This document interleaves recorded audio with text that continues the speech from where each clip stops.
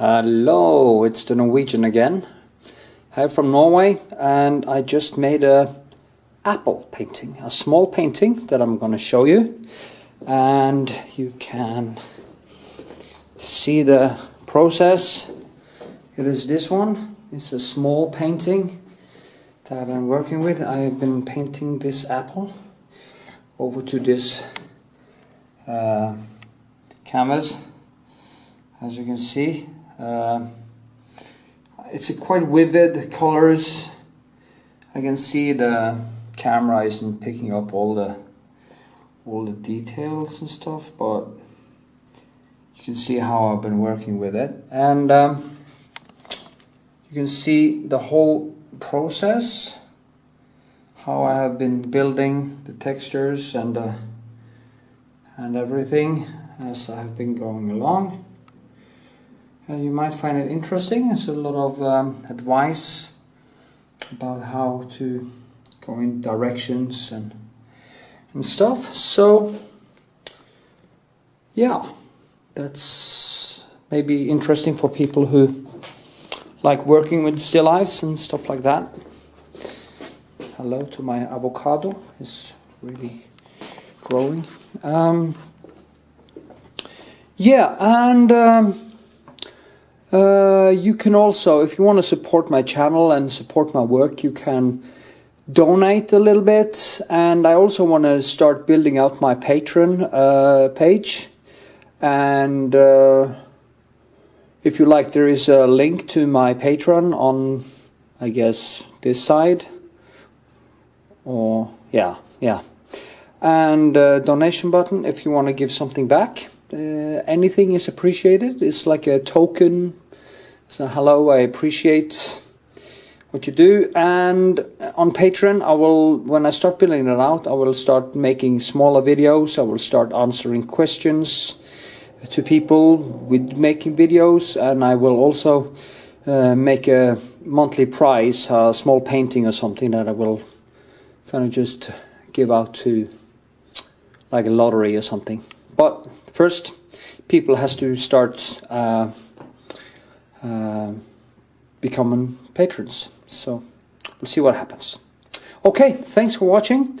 Remember to share my videos. Whatever you do, share my videos and subscribe to my channel and comment, and I will answer the questions that are easy to answer. So yeah, thanks for watching. Have a nice... Hello.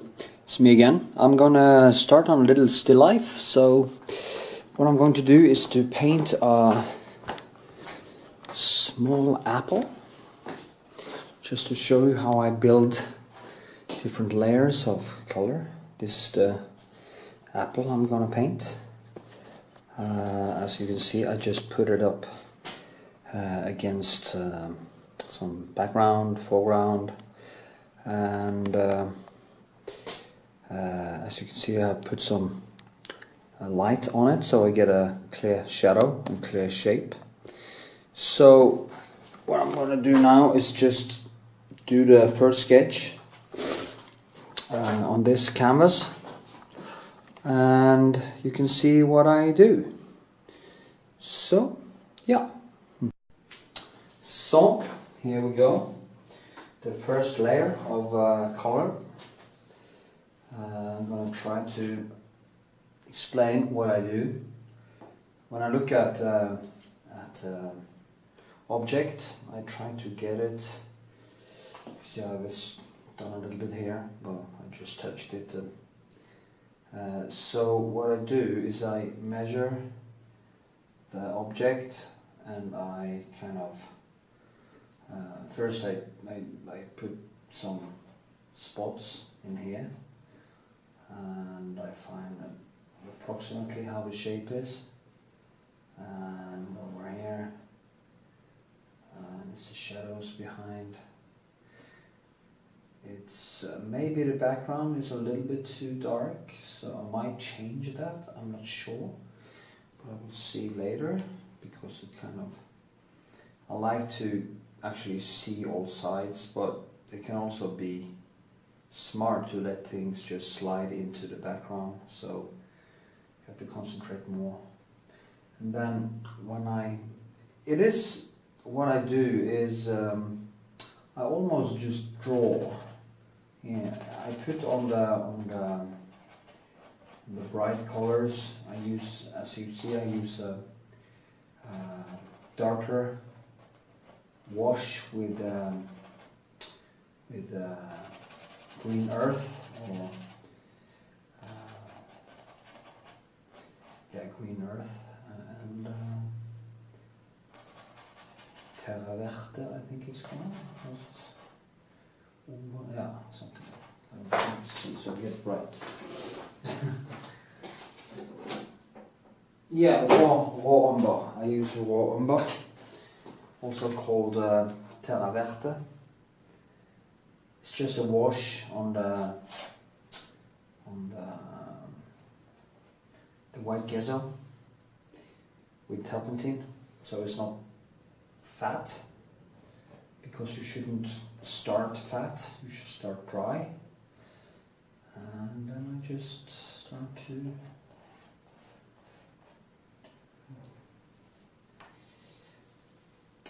I have to see now. It's going to be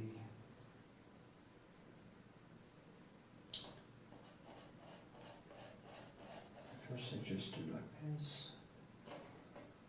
Then there's a background here. And there's some items up here. I have painted a lot of apples. And I can't really seem to get it right. I don't know why. Because I kind of always reach a level where I cannot see where to go. Anyway, starting slow now. Then it's the stone, the kind of a brick, made of brick, clay, stone.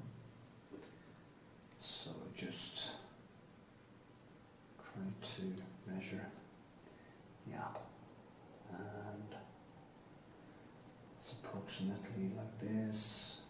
That will be full, so it comes around here. Then it's up here.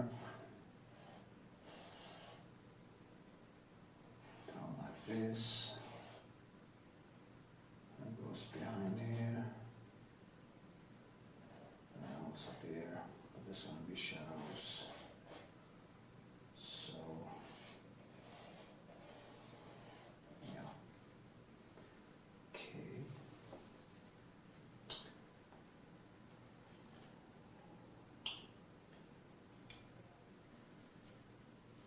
Okay. Shut up a little bit, try to concentrate. Now you see I just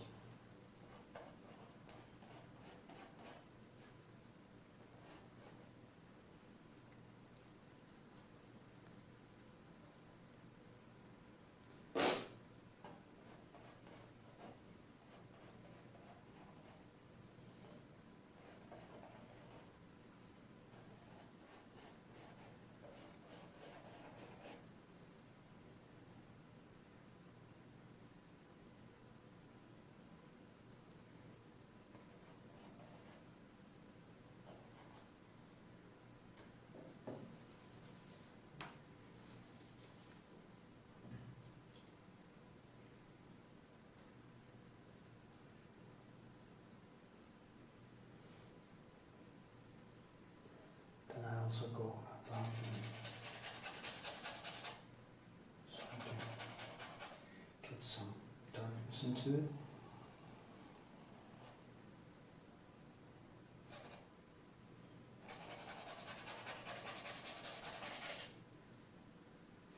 I'm going to keep the background quite lucid.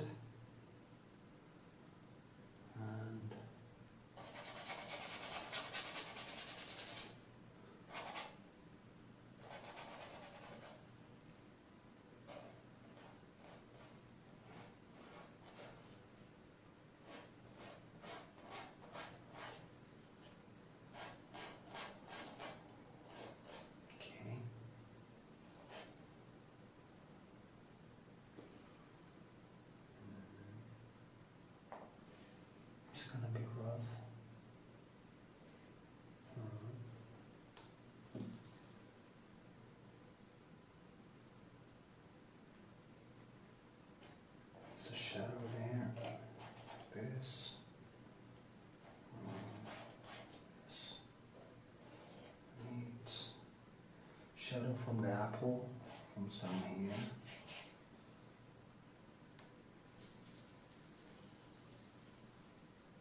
Of course, the brightest light is up there. So, but all this, I just start with a very rough sketch, and I let it dry a couple of days, and then I go in with the next layer. And I'm going to show you basically the whole process in a video that isn't 6 hours long. So I'm just gonna stop now, and I'm gonna paint a little bit. And you, yeah.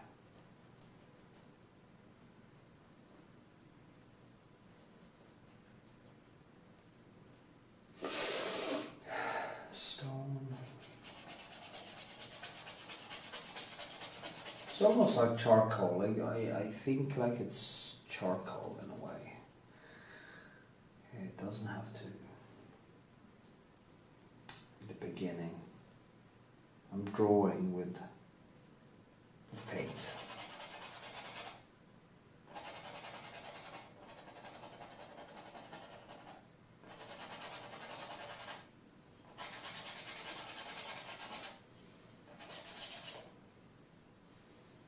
Maybe I should change the background, but I'll look into that later.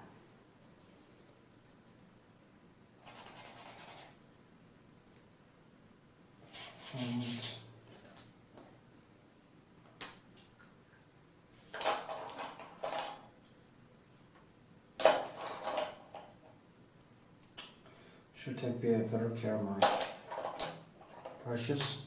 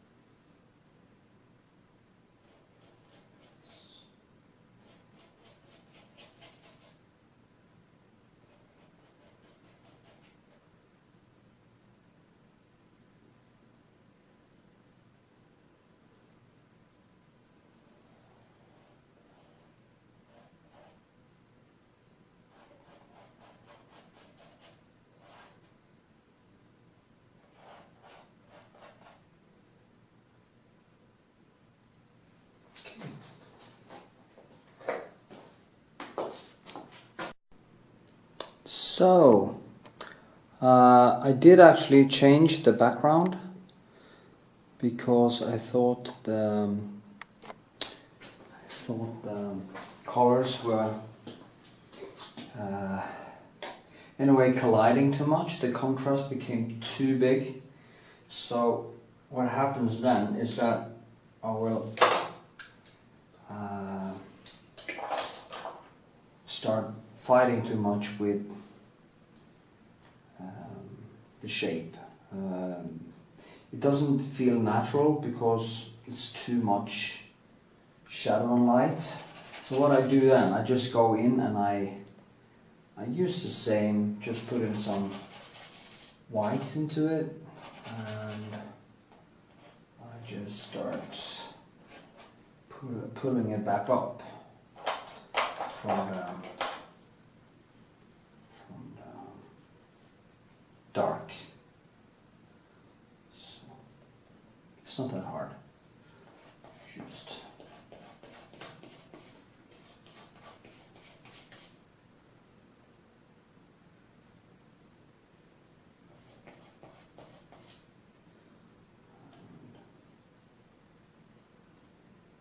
yeah.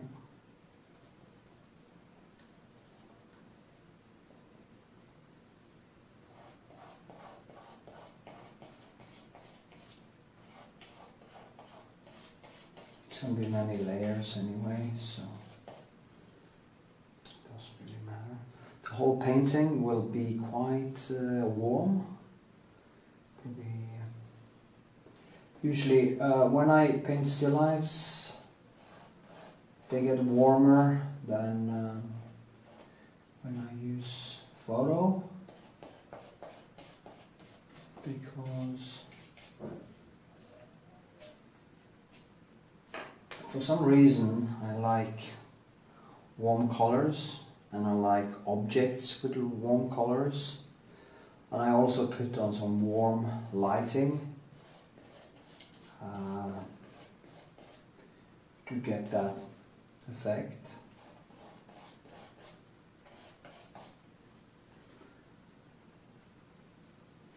I feel also the warm colors gives me more shape. It's like seeing leaves in the evening light compared to daylight, which is very flat and is almost too much light.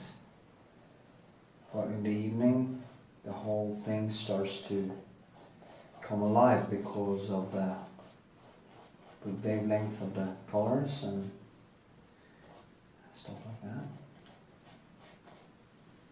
See, it wasn't that hard, just to...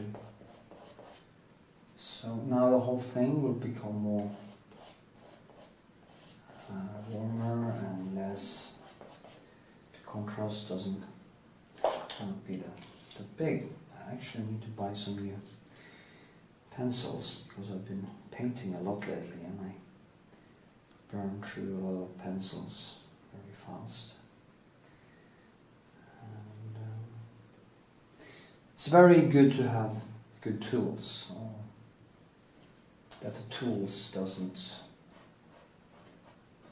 ruin it for you. But now on the sketching level, it's not that important in a way. So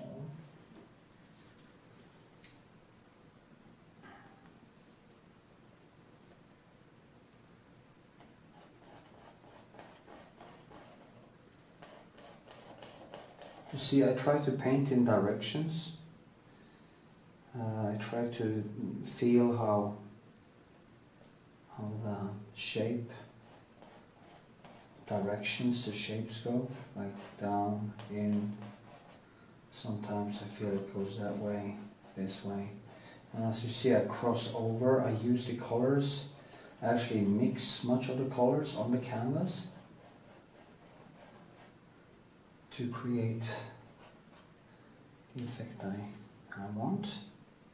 And this is what you actually learn after doing it for a while. You learn to intuitively do these things.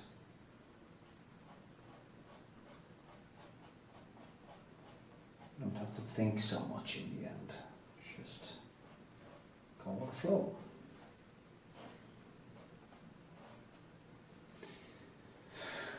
Okay.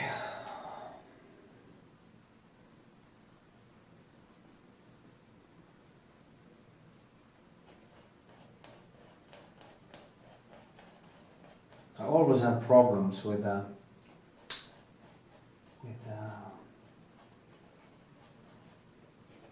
it stands on the rock because of the shapes there. Always the same problems actually, on a different level.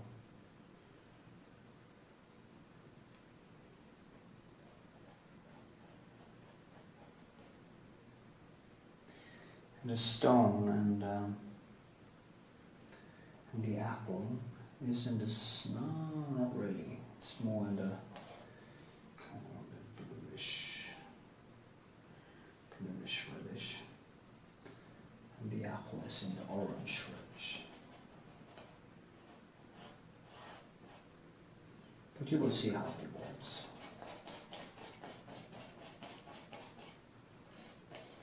Okay, I'm just gonna turn it off and keep working. So, as you can see, I have been working a little bit more around it. So, get the room more in, and still quite rough, no detail, just paint. See how I had to move around some stuff because I always do some mistakes, and that is a good thing about oil paint. It works, you can work it as clay. You can move around and do it all over again and paint over and go back and forth, and then actually every time you do it, it kind of gives the painting more texture, more life, more personality. So you don't need to be so. If you're not gonna do photorealism, of course, if you're gonna do photorealism, you have to be a little bit more careful. You're gonna have it. And some people also use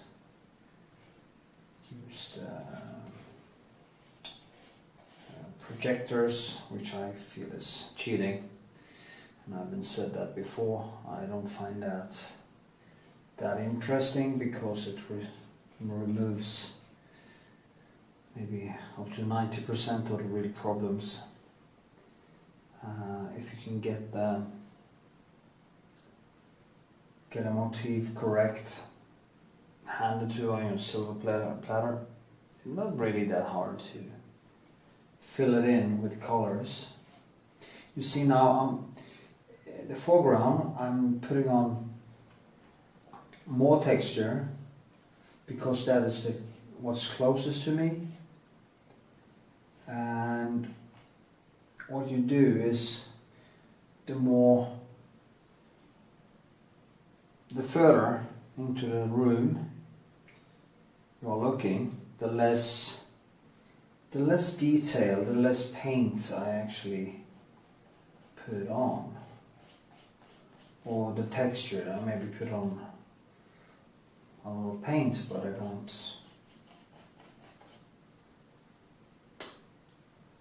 I don't make the room very opaque. Well, when it comes to I might do it right there, get some more color there, because there will be a shadow down there, and the background will actually explain the foreground, or the background will explain the shadow where, yeah. And also here there will be a little bit more lights.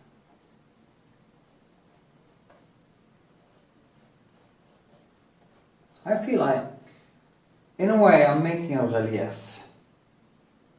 That is how I'm thinking.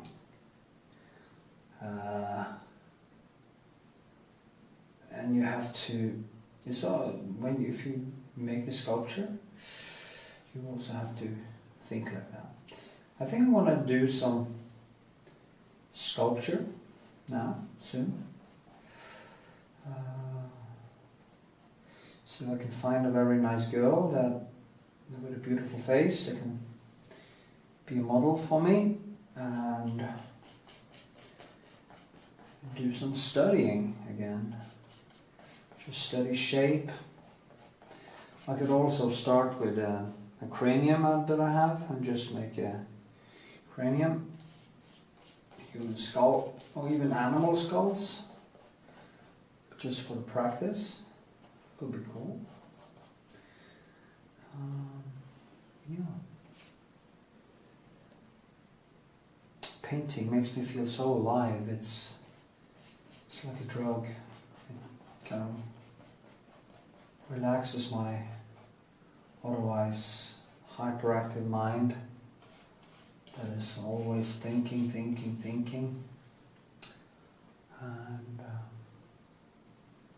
in a way put everything in its place.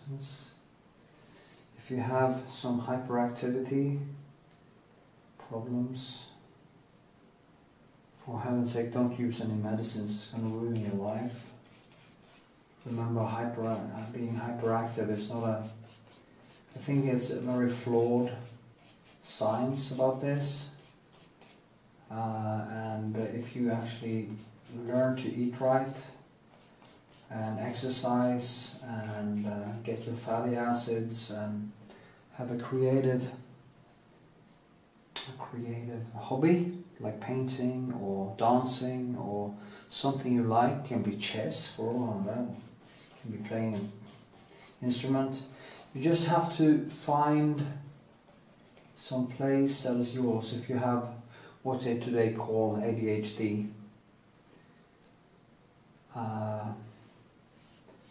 you just find your personal space, personal flow, and it will give you what you need to control all these ups and downs that comes with the territory. That's why if I don't get to paint, I always become very depressed, and I become restless, and I can't really find myself, and start maybe watching stupid TV series and stuff like that instead. It's just ridiculous. Some TV series are good though. Well, now you see, and I will, yeah, that was ADHD. I can't see how we have gone through a whole evolution and suddenly we discover that some people has a disease called ADHD. I mean, I call it the warrior gene. Some are born more on than other people, and it's genetic variation that in our normal circumstances on the savannah in Africa or in a hunter-gatherer situation, or when we used to be farmers and warriors, all of this energy, all of this, what's today can be junk energy, was turned into accomplishment. And I also think if you look at the best artists and the best scientists in the world, in history, they all had these things. They all were what they today call a little bit bipolar or stuff like that. And it's not a disease, in my opinion. It's a genetic variation that can be handled with the right kind of food. No sugar, sugar is bad. Eat vegetables and fish and all kinds of good and healthy food. Be careful with alcohol and drugs and stuff like that. And find your flow.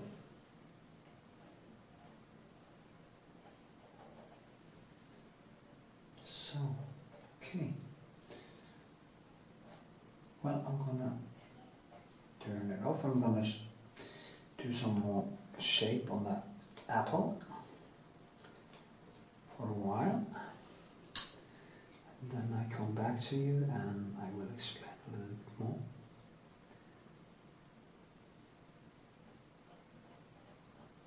I love the silence.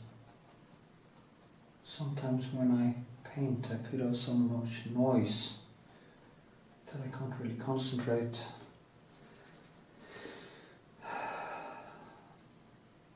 Debates or lectures or news or whatever. I always try to drown out my own brain. But when I get into this flow, the painting and it's silent around me, or if I have some classical music, some piano music or some good music, I can really find that peace, that inner peace. And if you don't have any sound on and you stay there painting for hours and hours, the silence becomes loud in a way. It's really amazing. Sounds like a contradiction. Loud silence. Well, you have so much time to think when you're a painter. Okay.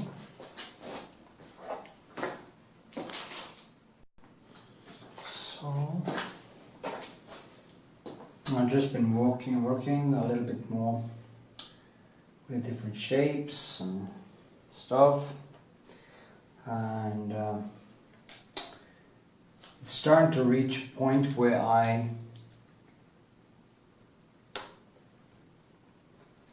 just should let it dry, because then I will start shaping it with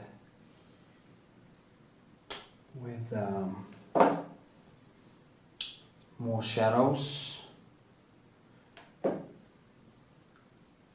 stuff. So when I'm gonna, it's quite red, this apple, some places. So instead of mixing the colors on my palette, I just go in and I kind of mix the colors directly on the canvas, like this, and shaping it.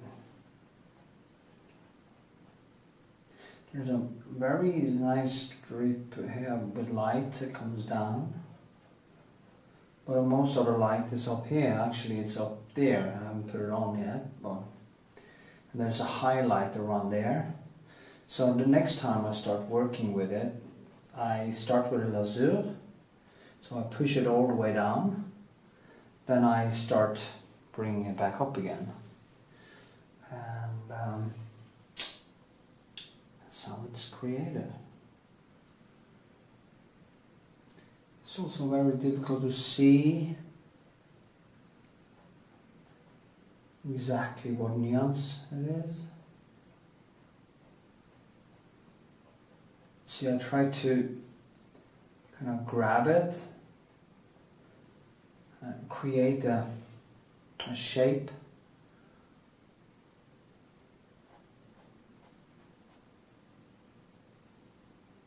Yeah.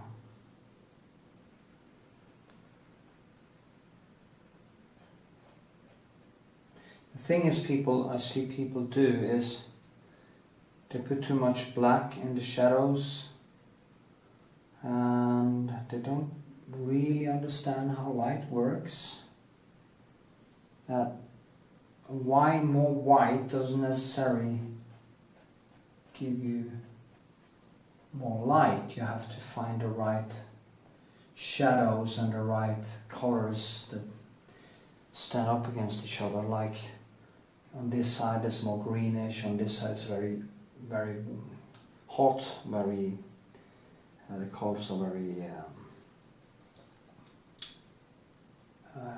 yeah, warm, hot, Jesus. So anyway, I'm going to put in that, it's always funny, the thing that makes an apple look like an apple. That's a cliche, but here we go. You have that stilk, as it's called in Norwegian.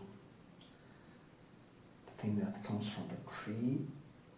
I have to place it like around here somewhere. And it goes down there. And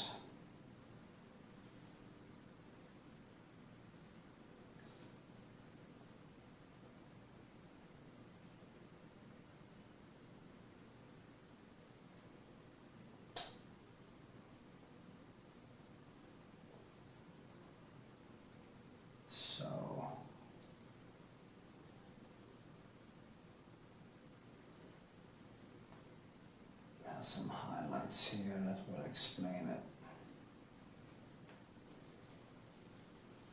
That there is something there. This was too much. These are the things that sometimes can drive me just fucking crazy. Because oh, it's too thick, it's too thin, and you go back and forth and you fight it like crazy.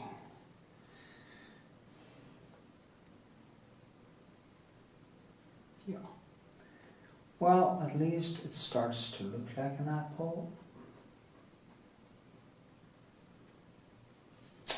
And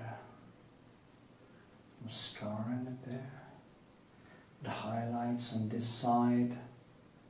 So stuff like that is also quite important, because within the scar it's green, the highlight on the there will be in the red orange zone, and it will probably be a more toned down reddish than over here. So there's many things to think about. But that will be the next layer.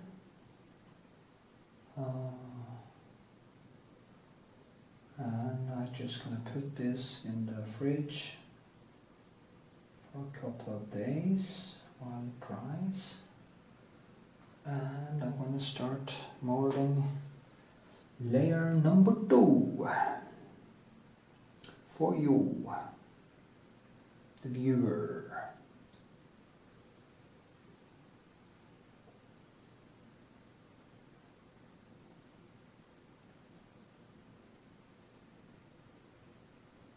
Remember, if you find my videos helpful, I really appreciate if you share them, and if you also leave comments. Donations are really welcome, even if it's like $5 or whatever. It's a token from you to me. It's like a thank you. It warms. Not many does that, but it warms when it happens, because I know that they appreciate my work and what they get out of it. So yeah. So help me create.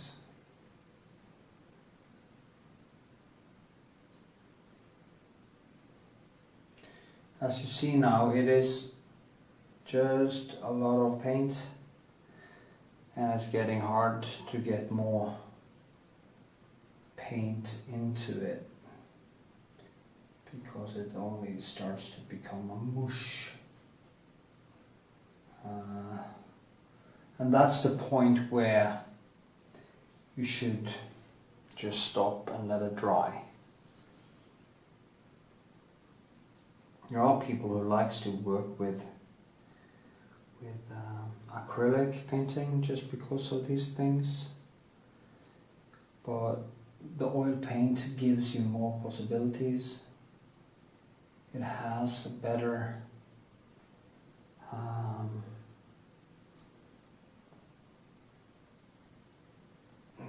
it's easier to build thicker layers, so you get that sculptural opaque feeling to it. And I think acrylic paintings tend to be a little bit more plastic. That's just my opinion.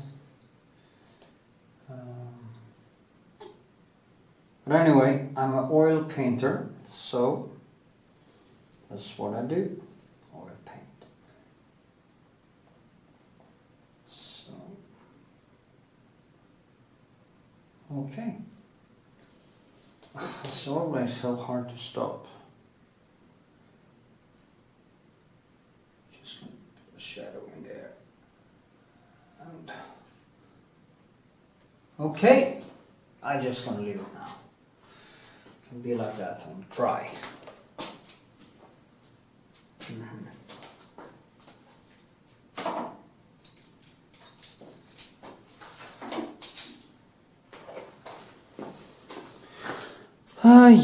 Yeah. Maybe I should go a little bit closer. Nah, can do that next time. Well, it's like a carpet I've been just crossing over, and yeah. And here it is. So here we are, layer number 2. So what I first do is to put on the retouché vernis. It has dried a little bit now. So I put on some retouché vernis. It's this one. To kind of get the colors out. So I can, because when it dries it tends to become a little bit hard to see all the different colors and layers. Plus it kind of pushes some turpentine into it, and it kind of makes it easier to paint on top of it for some reason. So this is what I do. You can probably see how the shadows and the colors are kind of coming out of it. Even more easy. It dries very fast, so it's not necessary to wait until it dries, but I can wait for a few minutes, and I'm going to show you lasure. So now I'm going to put on my lasure.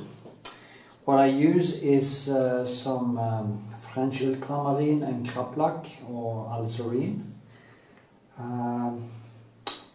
Why these two?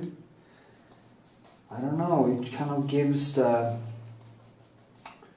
kind of violet, bluish lasure I like. You see, I go over it and I just put it on top of everything equally. You see now the light disappear and the textures become more visible.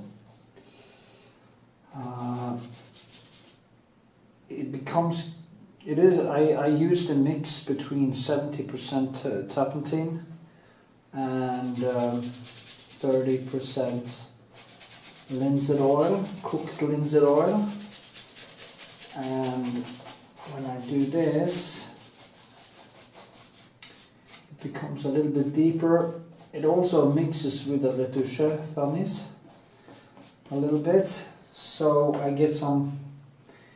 I get more painted, and then I start to remove and just take away some of it. As you can see, it's quite brutal, but it leaves me with, now I can pull out the light again, but I also give something to the background and the colors.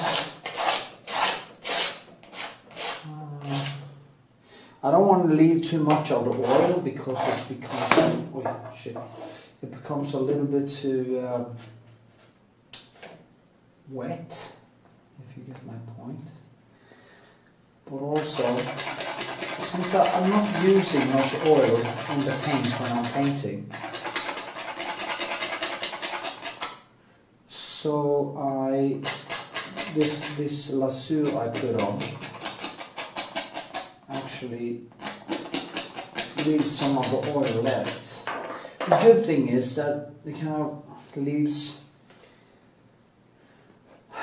the colors, it leaves them inside the small cracks in the texture. If you look at paintings of Trough and Rembrandt, I think I can see they have used some of these techniques. Then I start painting, and I always start with a light. Now, because of this lasur, the shadows has become deeper, there are more texture, I can see the brush strokes, and it kind of feels more natural. I just need another, I'm not going to paint with this one, the palette.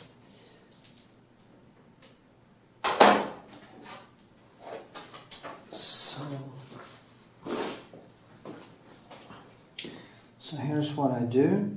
I take this a little bit yellow and I start building. First I start to do is to start building in the light areas, like it's a lot of light here. And what happens now is that the color I used in the lasur, the bluish and the reddish, kind of start to mix into the color I now put over it. So it gets a very natural feel to it. It's like almost like it becomes almost like watercolor in a way. It's gets quite subtle. And you can actually see this in paintings, the small paintings of Vermeer, the best of Vermeer. That's just my hypothesis that he actually was thinking like this, and he painted wet in wet. That is kind of how I think he did it. I haven't studied it in depth. Maybe somebody could correct me. But that is what I see, because to get these effects, the fluid effects of some of his paintings, and the textures that just tend to glide into each other, he had to have used techniques like that. First building up the textures, then lasur, then let colors from under in a way shine through clearer colors that are put on with more medium and more stuff like that. That is how I see.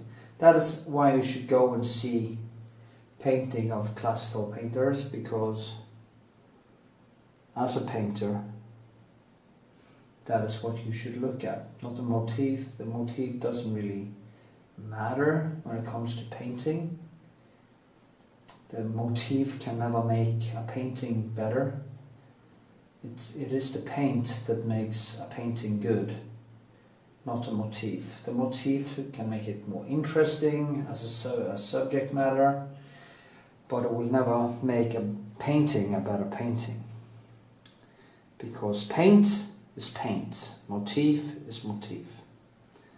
And if you see the most virtuose of the painters, you can see that they are always basing their aesthetics on how the brush strokes and how the colors are, in a way,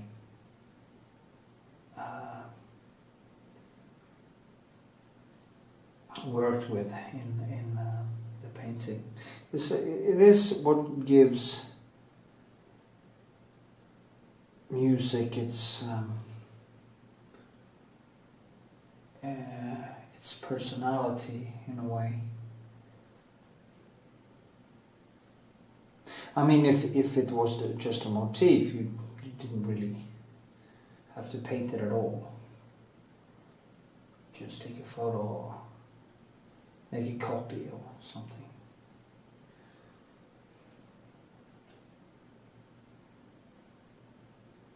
Even if you could actually create a computer that can make very good paintings,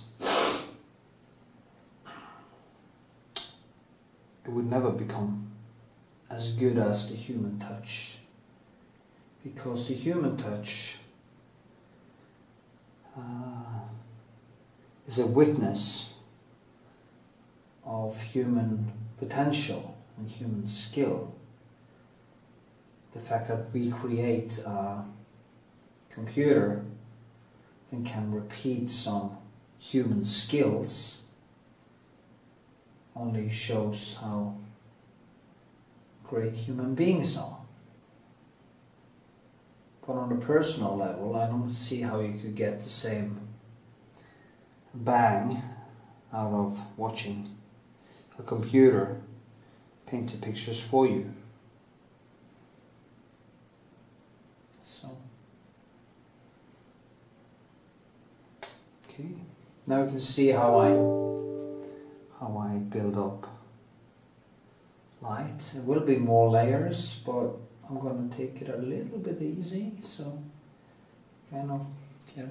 And putting in a lot of whites doesn't necessarily give you more light, it just gives you more white.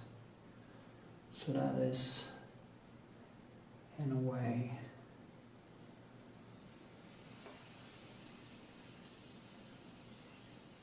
you have to balance the colors and the whites and the greens and the reds and the...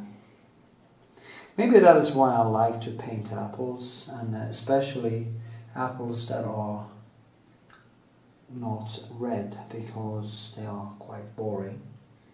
But these yellow apples, because they have all the colors of the rainbow in them, and that is what I like. I like colors, and my paintings always become a little bit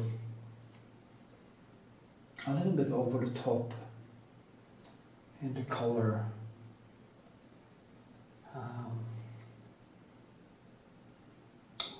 What do you call it? Well, in the strength of the colors compared to reality. I always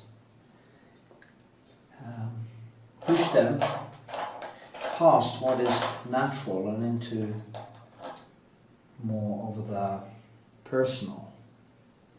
So in a way, I know it looks very classical, but I feel more like in the colors I am more impressionist or expressionist in the colors than actually a classic painter. So, and you have to think in directions, and yeah.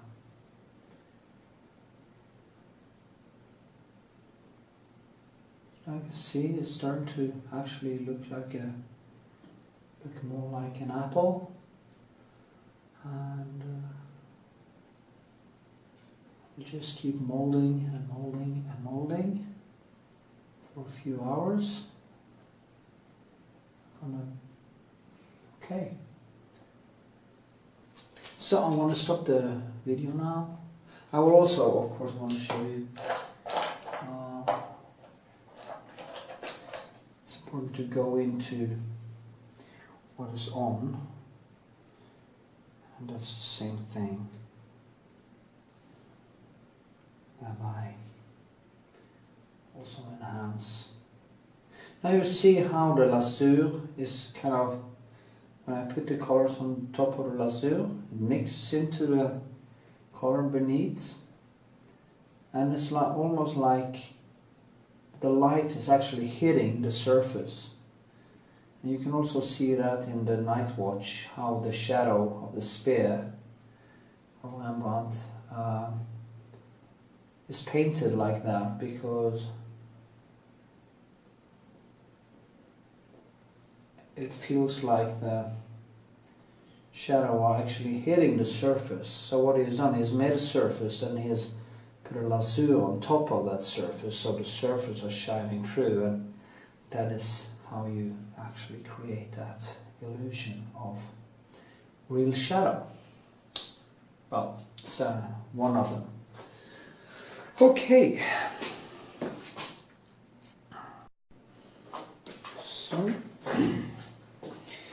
So I've been doing some progress.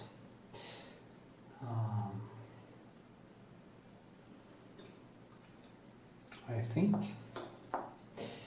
Also worked around a little bit. So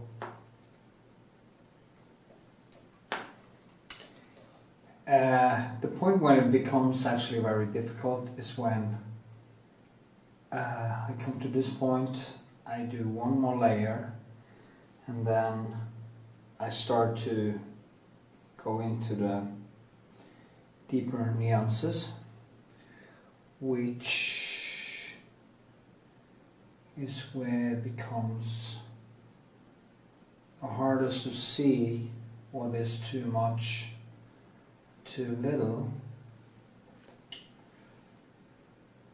especially when it comes to color, because I tend to push things very far, but sometimes I actually think I go too far, and then I lose it, and then I find it again, and then I lose it. I'm going to do some texture work with the brick, and actually I had some wine on Friday. I had a party, and today is like Thursday, but I have problems with my vision because of the alcohol, like 4 days ago, 3 days ago. I guess alcohol is not good for my painting. See, it's just to keep on making textures.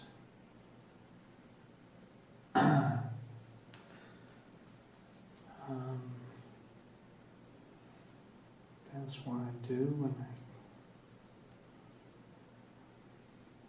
I had to make it a little bit bigger because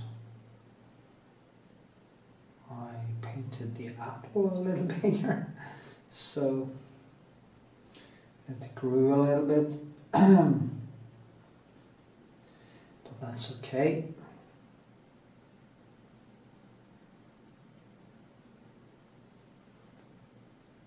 And we got something up there, something here.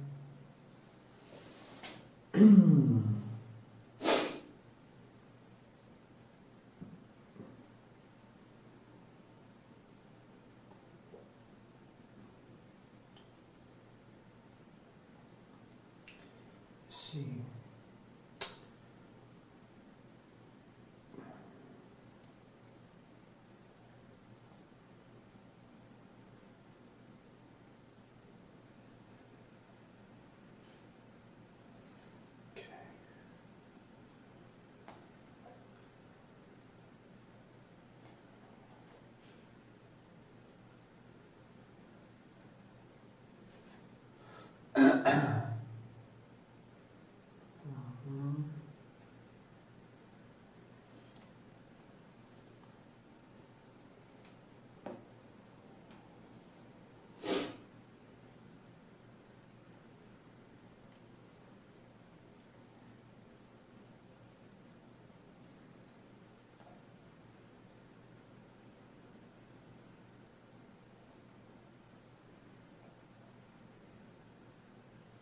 That's the funny thing about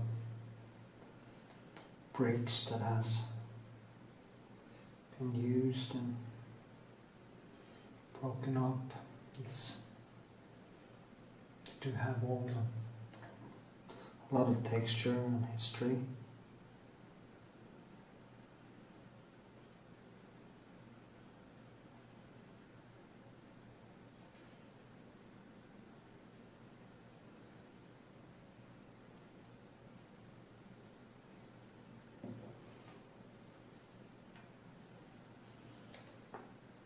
also some line kind of goes behind here.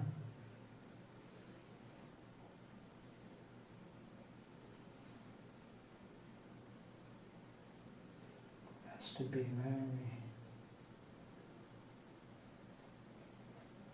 just make a difference in the hues.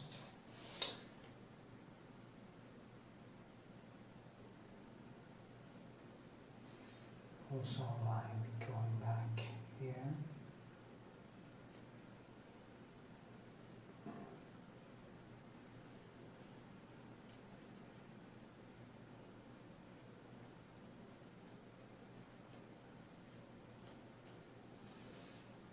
Yeah, and of course it goes behind here too, but these things will be molded more by the background as I start to go deeper into the different textures in the background and foreground. So finding the right colors. Yeah.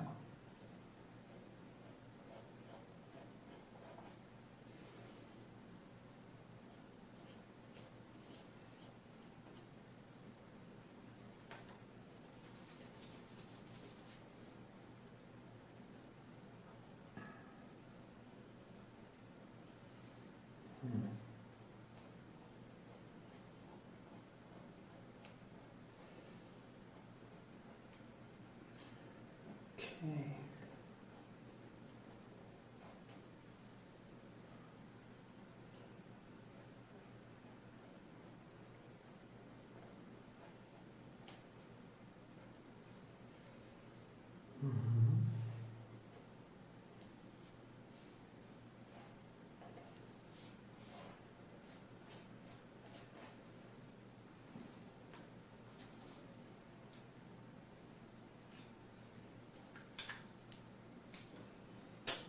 Okay.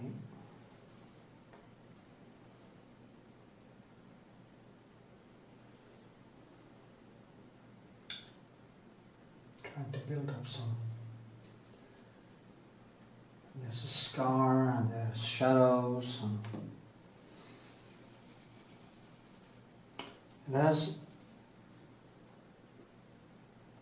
as an apple becomes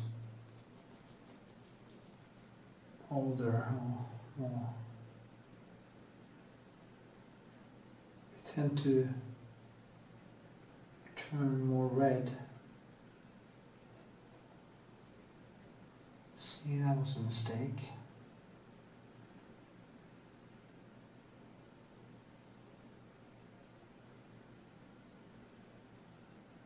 It's so easy to lose that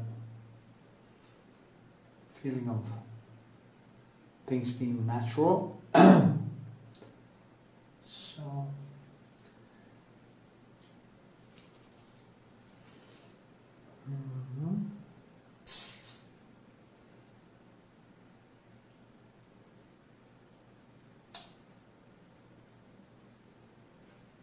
like that green is too, or yellow is way too vivid compared to reality.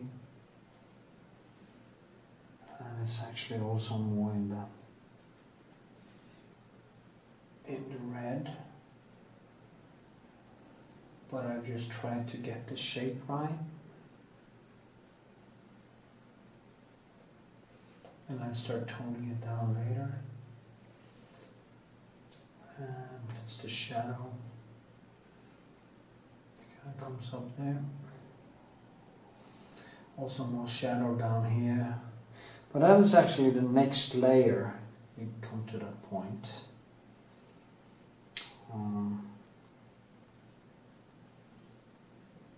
So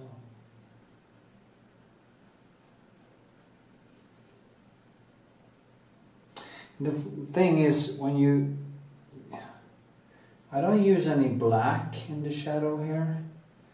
I use red and green and blue and nature's color circle to create the shadows, because the shadows are always a reflection of one of the primary colors. So it will be red in the shadow, it will be yellow in the shadow, it will be green in the shadow, and you just have to learn how to look. I've gotten a lot of questions when it comes to skin and stuff, and it is in a way the same process.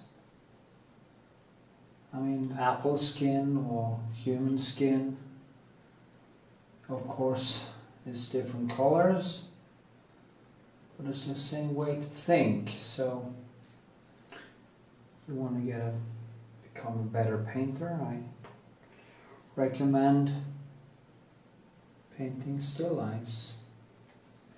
I'm gonna make a video when I paint a self-portrait soon, and a face, and an onion, and a coon, conchilia, in different shorter videos.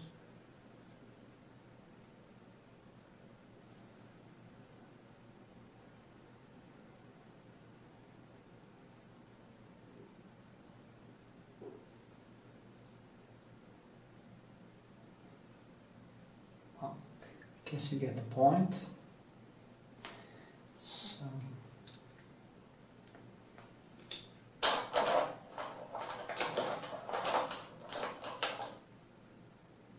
maybe I could start, I wonder about starting streaming on YouTube or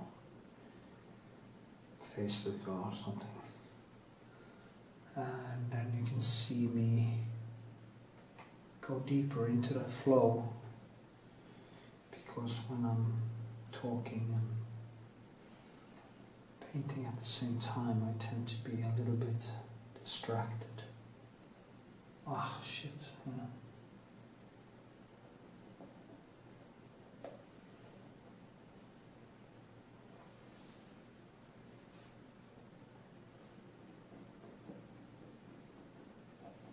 So, yeah.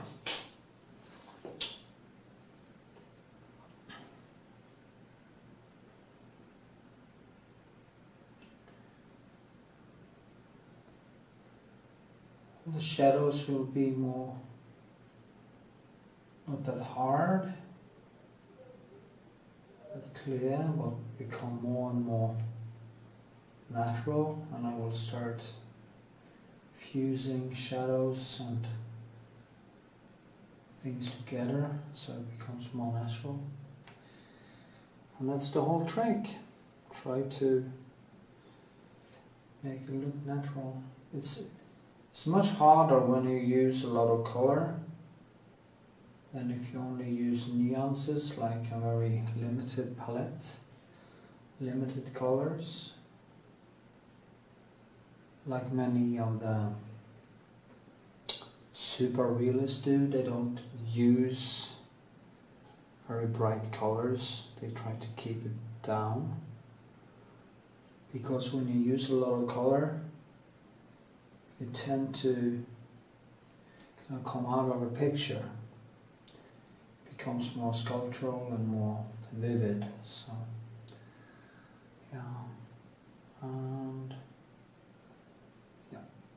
Next time I will start doing more shadows around and do a little bit more work on it, maybe. And also the background. And let it dry again. So can make a little bit more texture and stuff in the background. So yeah. and it will be layer number 3 next time. Sometimes it's enough with 4 or 5 layers on a small painting like this. Sometimes I get hung up in detail and they drive me fucking crazy. And I never finish them. Never. Start to hate my own pictures. I hate my own paintings. Yeah. Okay.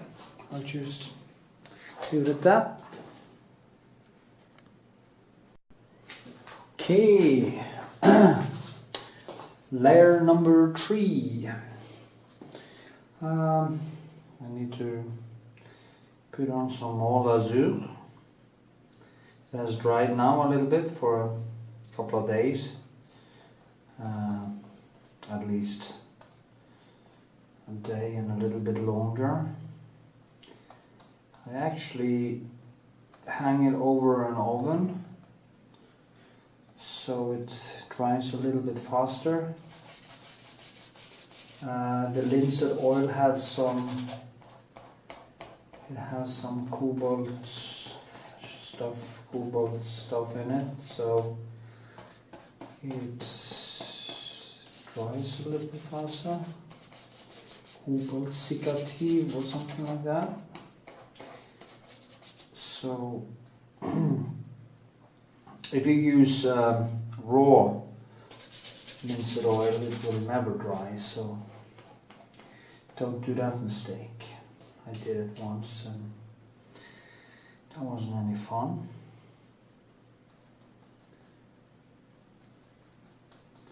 So now just put on some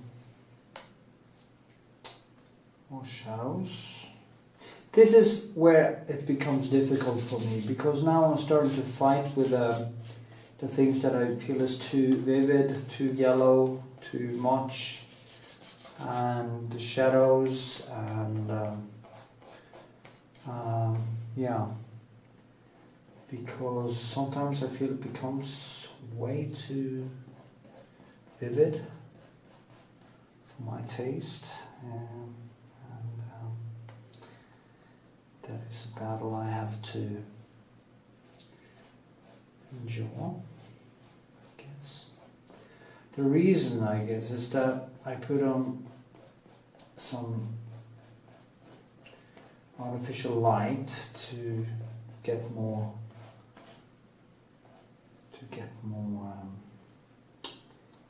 contrasts, and that of course lifts up the colors into the more warmer realm. Maybe I should try to paint one without any additional light and just see what that is.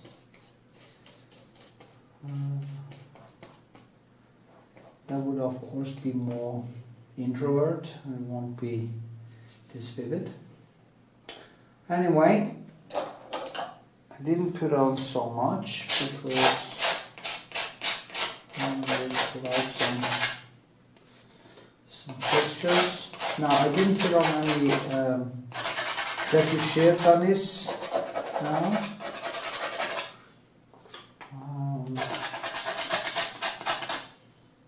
Because I don't need to.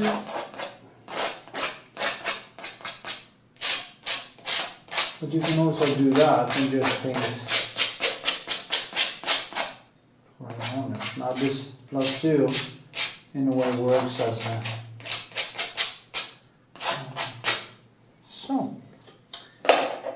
a lazur or as a retouché funnies anyway. So I'm just going to get some colors.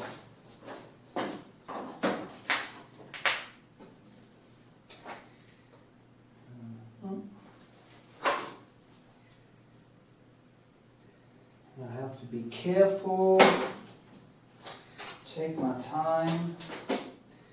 At this point it's trying to give it more detail, give it more stone feeling, going into all the small details and try to get the shape right, which of course is some of the hardest to do because it takes so little before it becomes too much or too little. So you can now I can stand for hours on end doing it for hours, maybe a day, and just work with these small things.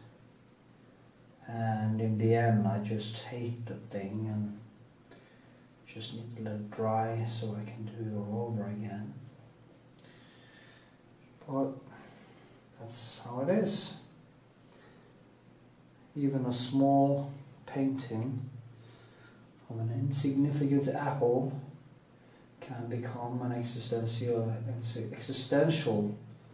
battle between my incompetence and my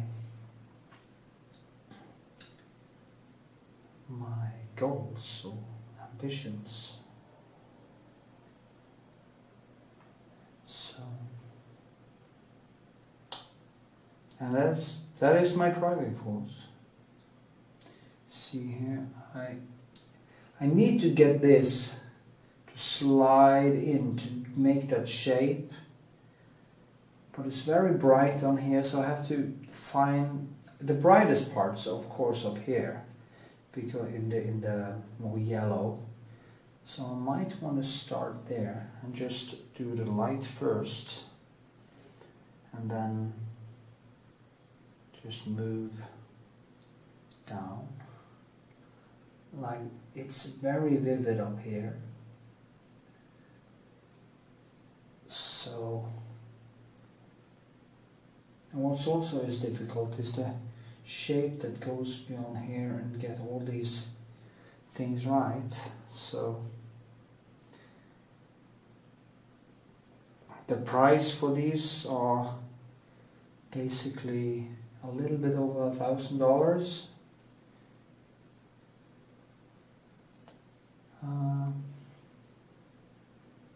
Like 1,200 or something. 12, yeah, around 1,200. And they come with very nice, expensive framing, and yeah,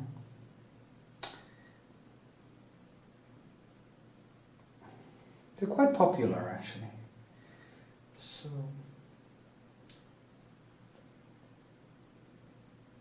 but only make a few a year, so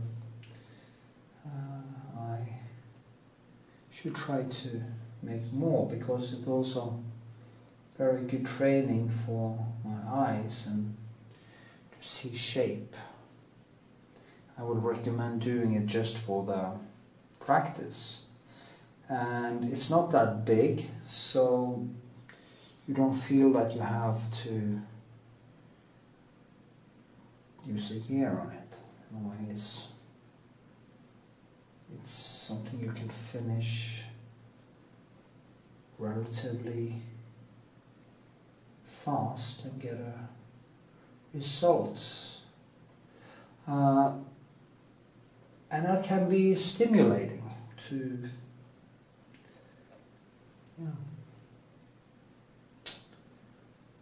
so I would recommend doing that. The shadows here are difficult. There's a lot of red in it because it's been in my fridge for quite a while, so it used to be more in the green yellow, but when it becomes to get more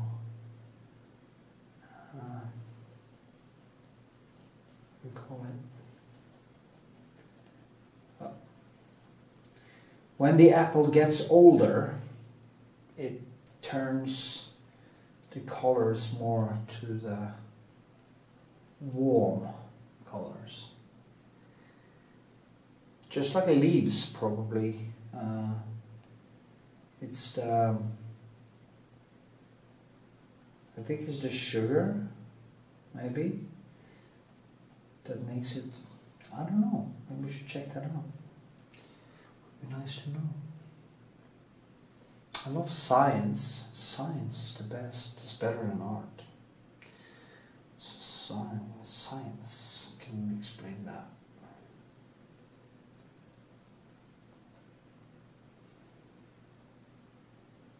Because they do get more and more sweet as they become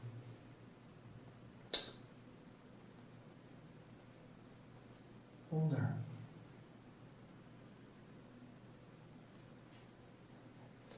Modent. Okay, I'm gonna find that fucking word. It drives me nuts.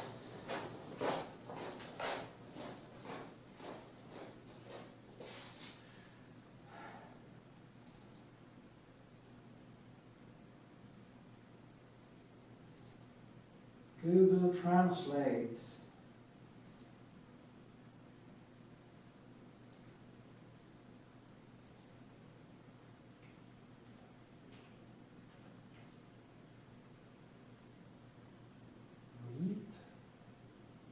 Reap? Would that be it?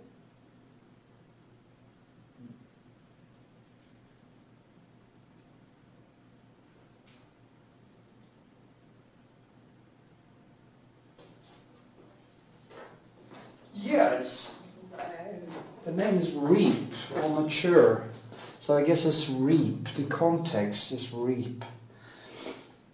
No wonder I didn't know. Never heard that word before. So I've never been talking about fruit reaping before.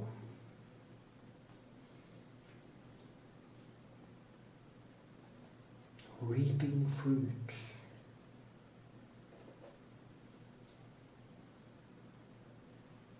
Like a sweet girl blooms or blossoming into puberty.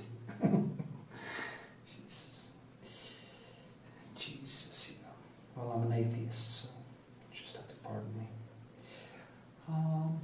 Okay, so it's reaping. Something like that.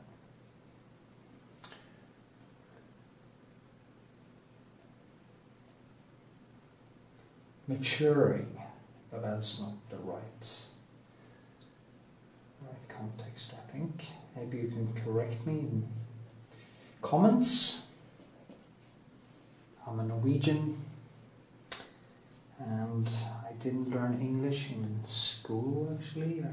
Well, I'm a dyslexic, so I picked up English quite easily when it came to speaking it, but I've never been good at writing, so I had to kind of learn it from speaking and from movies and documentaries. So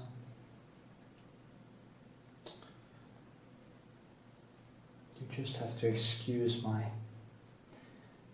quaint English.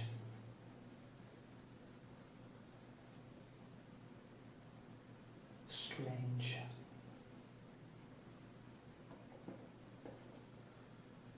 Okay, well, it starts to give it some shape. See, I also been use my finger to kind of flatten out the surfaces all the way in here. But then you can lose the shape. And the way I get it back up is that I go in and I kind of start fishing. I call it fishing. I just try to pull it up a little bit.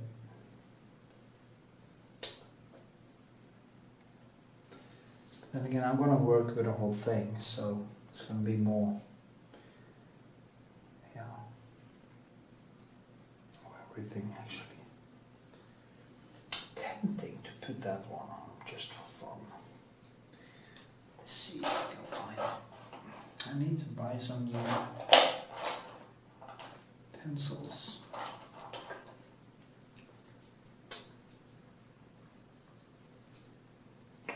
the story yet, so some highlights here. And that slides quite well into the background, so it's not easy to see.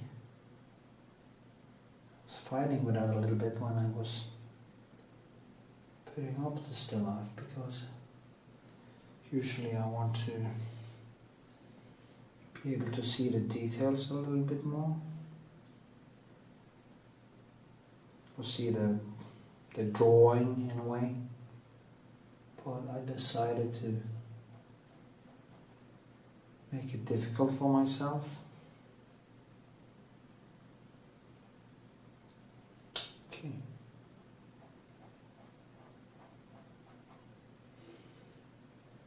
Don't you see? There is a small scar in the apple. And that is nice because, and of course that keeps getting bigger now because it's reaping. And that's nice because it gives the apple some personality, some like an old man or old woman who get wrinkles. The apple gets wrinkles too. And that's nice. Gives me something to work with. Then I put, and there's a shadow falling, and see now, we just keep going, and then I put some red inside, some reddish to kind of pull it up a little bit, so it feels like, start to feel like something.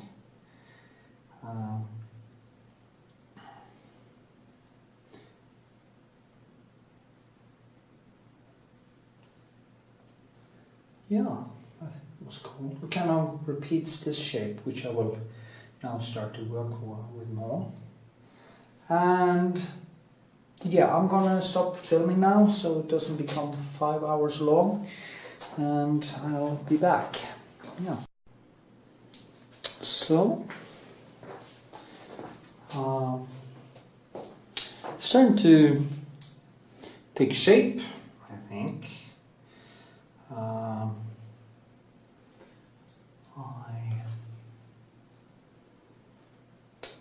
The difficult thing now is down here, because it's always difficult to see how it stands. And I don't really have a good pencil for it, because there's a line going out there, but it can't be too hard and it can't be too weak, and it has to be the right shape and the right way. In the end, you can actually turn a painting on its head, and if it feels like it kind of goes that way when you see it upside down, it means that you managed to paint the illusion of gravity into your painting, that it actually stands on something.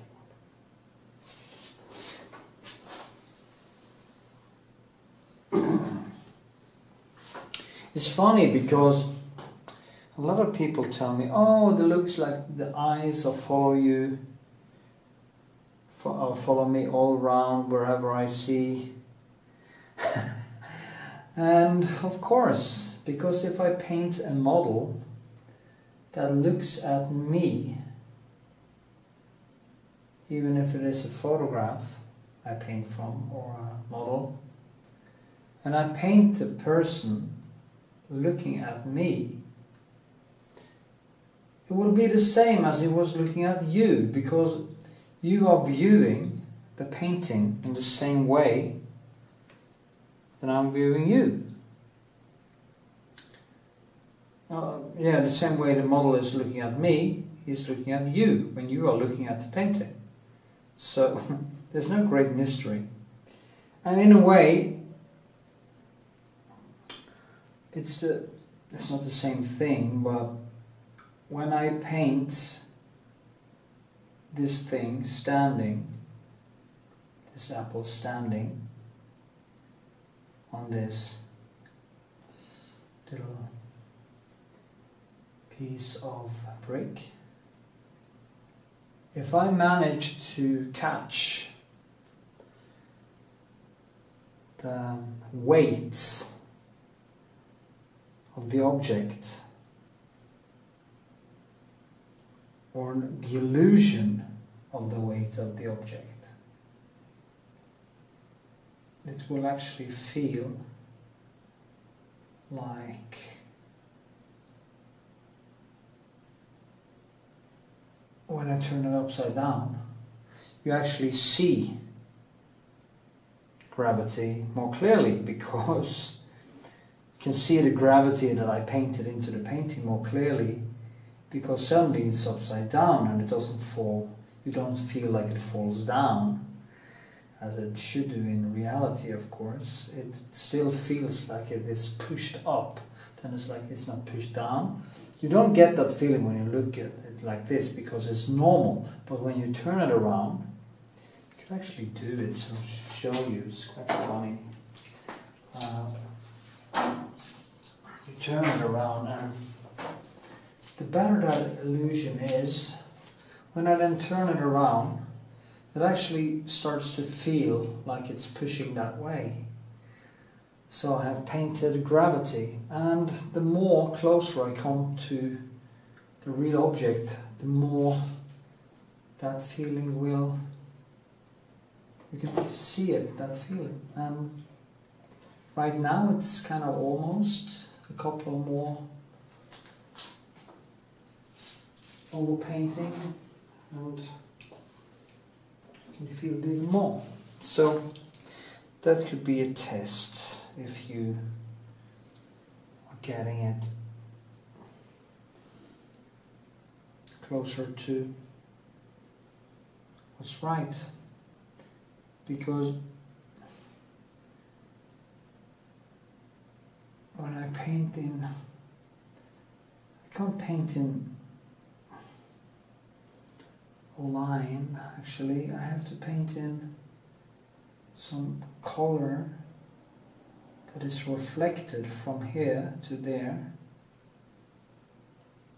without getting it too vivid, so it actually feels like it stands here. Now that is why it is impossible to paint a totally figurative painting in one go. The impressionists painted very nice paintings, but it can never be full of the form or the sculptural figurative form you get when you keep over painting over and over and over again, and go deeper and deeper and deeper into it. Like here's, there's another wrinkle. Day by day is getting more of them, so it's just keep painting them in. And yeah.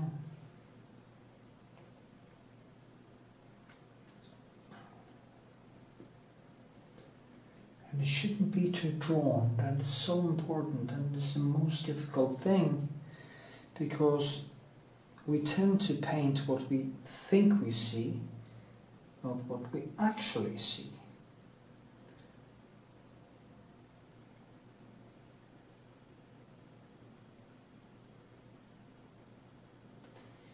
So now it became a little bit more, maybe I lost something there.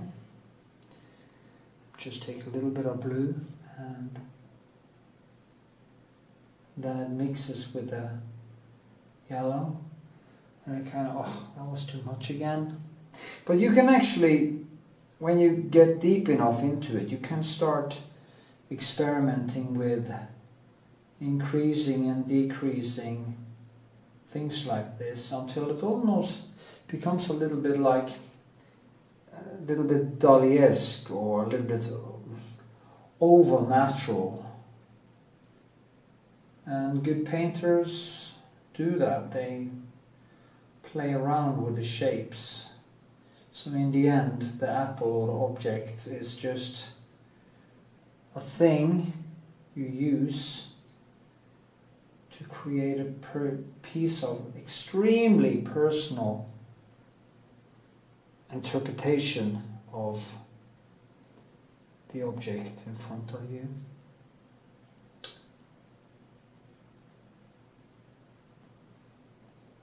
Too much, too little, too much, too little. And it can drive me crazy sometimes, this shit. And that's the beauty of it. And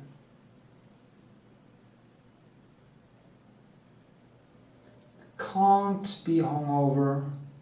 You can't do a lot of partying when you are going to do art like this. You can just forget about it. Forget about it. Because it takes so much out of you. Just all these small things, getting these colors into the shadows, keeping the shape, pushing it.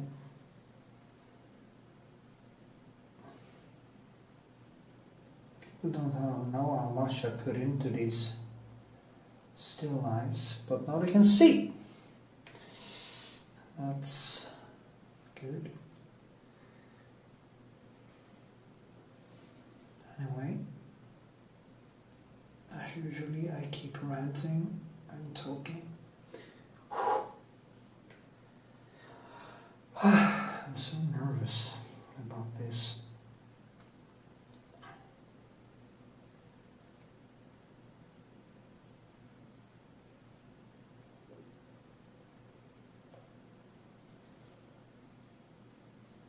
I'm getting a little bit long-sighted actually, and that can be a little bit annoying.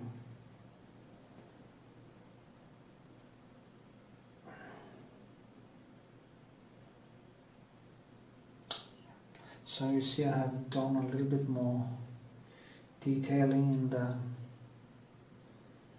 stone. I'm going to do some more later. You can't just put on some that you have to kind of integrate it into the stone structure. You have to try to paint it how it is physical. Like this is inside. And there has to be something in there. And for every layer, for every time I actually go over it, come closer and closer to it. So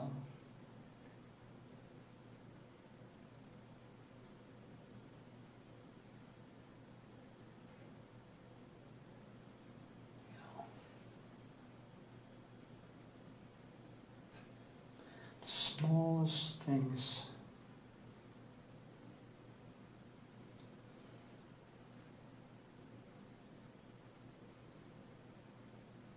Like how the colors are gliding over into, it's very orange, but in here it's kind of bluish colors. So you get a more natural much more natural shadow. You see, I just paint and mix it with the colors, and it creates the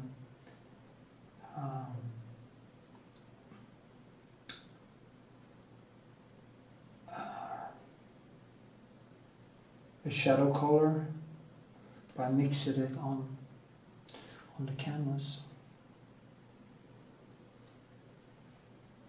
Now it takes many years to figure these things out. I couldn't have been talking like this about it even a few years ago. And the funny thing is, after I started making these YouTube videos, I have become a little bit more aware of what I'm actually doing when I'm painting.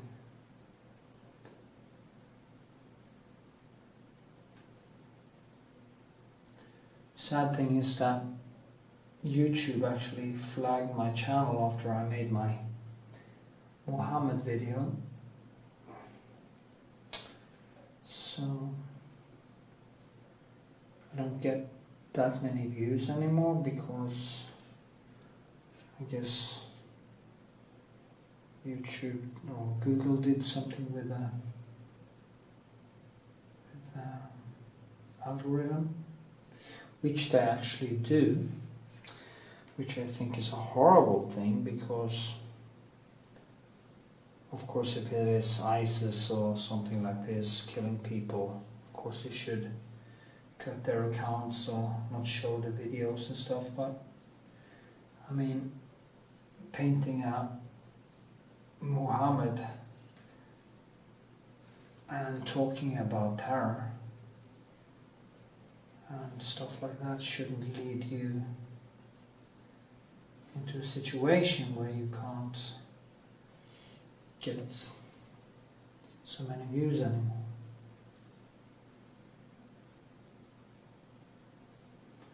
But maybe it picks itself up. I need to. So, okay, I'm going to turn it off now. So, well, I guess it's going to be a long video also. Okay. It's the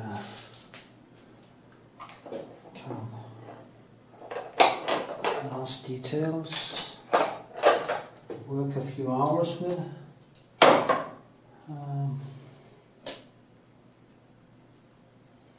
Some shadows, some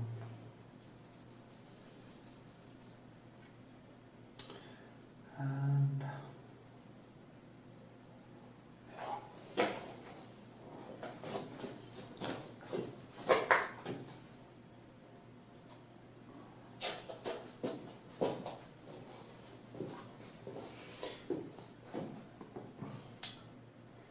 so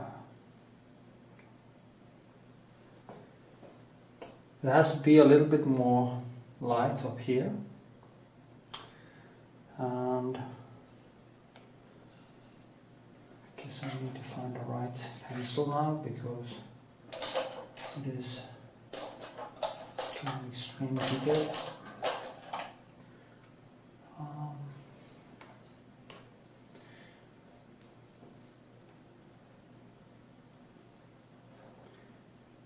To give it some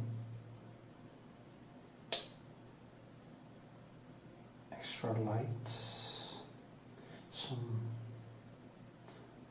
real shine to the color. It's difficult.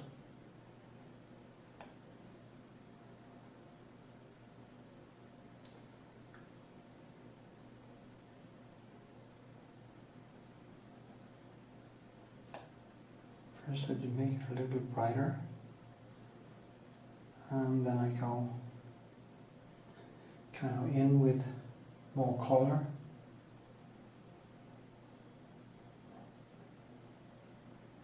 Top of that. You see what I mean?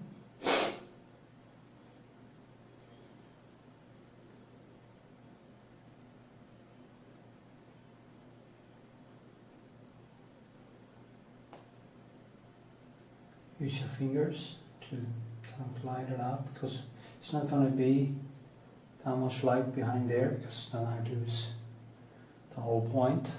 You have to focus the light. If you just pour in a lot of color, and especially white, or it will actually at some point just die, and then you have to let it dry, and so, and kind of start all over again.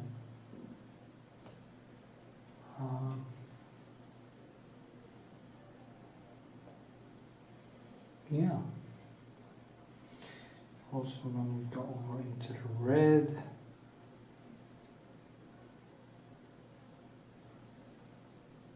without being, it's quite a vivid red just down here. But it's also a good question, how much is too much, and is it orange or is it red, or you just have to kind of test it out and find the right color. See here now, you can also use the background on the brush to kind of link it together.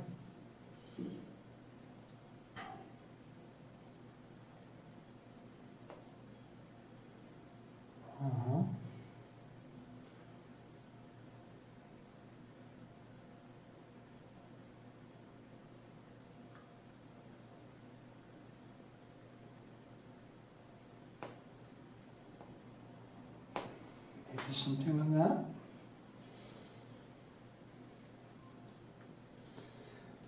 Use a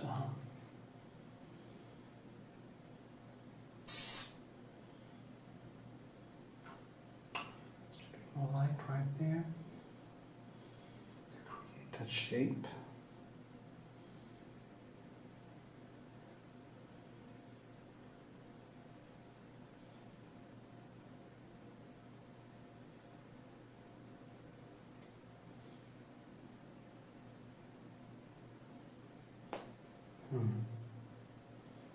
So difficult. The sketches go so fast. This is the thing that takes time. Where your eyes are really put to the test.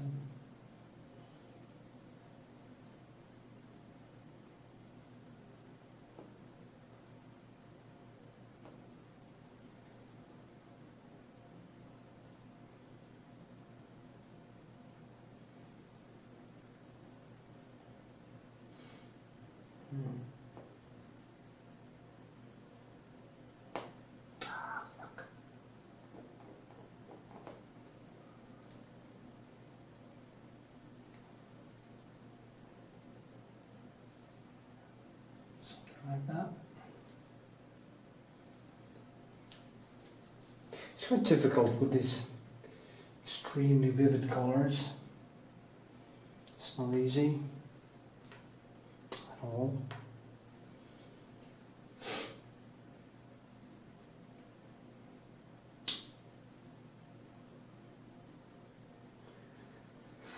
And I also have to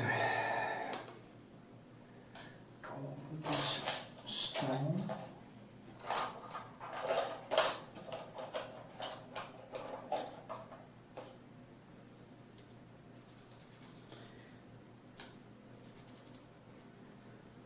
I can start with some blue reddish lazuli, just to different shapes, and then scrape a little bit to give it a more textured surface.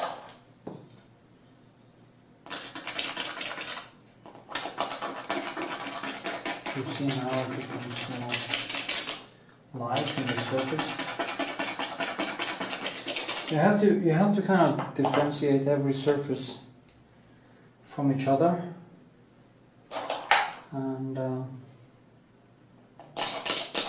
bring it alive that way. You see now I pull away some of the lasur and I get more light back there, so it explains the shape.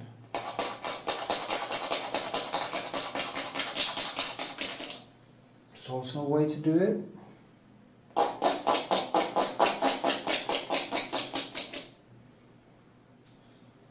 And here as well.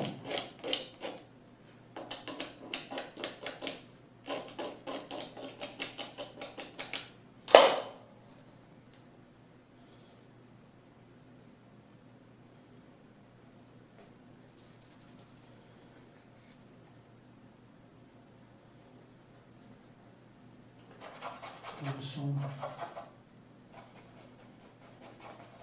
more darkness in the back. I put on some, almost some violet lasur, because that will of course be the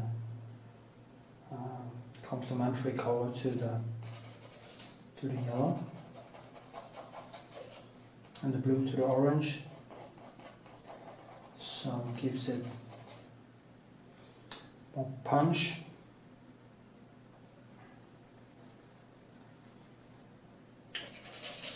And also behind here.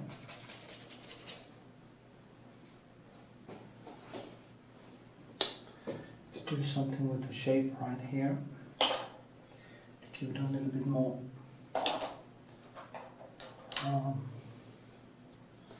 round. I should try to eat eggs all the time.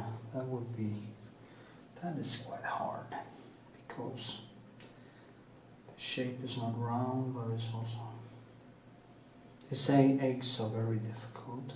Maybe I should try paint an egg after this. Make a video painting an egg.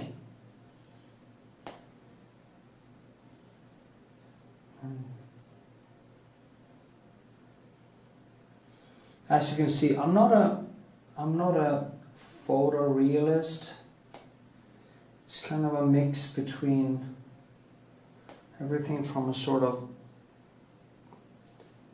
expressionism to, because that comes out in the amount of vividness in the colors I use. I actually find most photographic work quite boring when you see them in real life, because there's usually so little texture and so little paintedness over them that I can't really find the artist in it. It's so objective in a way that it becomes boring, and actually they work better when you see them on photographs, because of course the photographs gives them more depth. I think they kind of lack the more personal and physical presence. Now that is just me, what I think, and I've seen some of the best, and it's amazing work, don't get me wrong, but I always feel that it's so introvert, everything is so inside the canvas. It's always, and I like the objects to come out and get you, and like me, like my personality, it's very intense, almost like Donald Trump. I'm not always having control of what comes out of my mouth, but I'm not a bad person, so I guess that could describe me.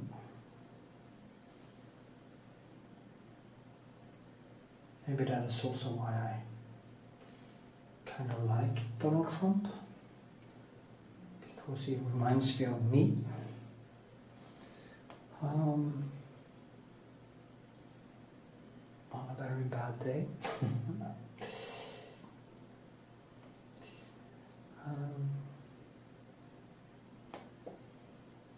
Yeah, that was better.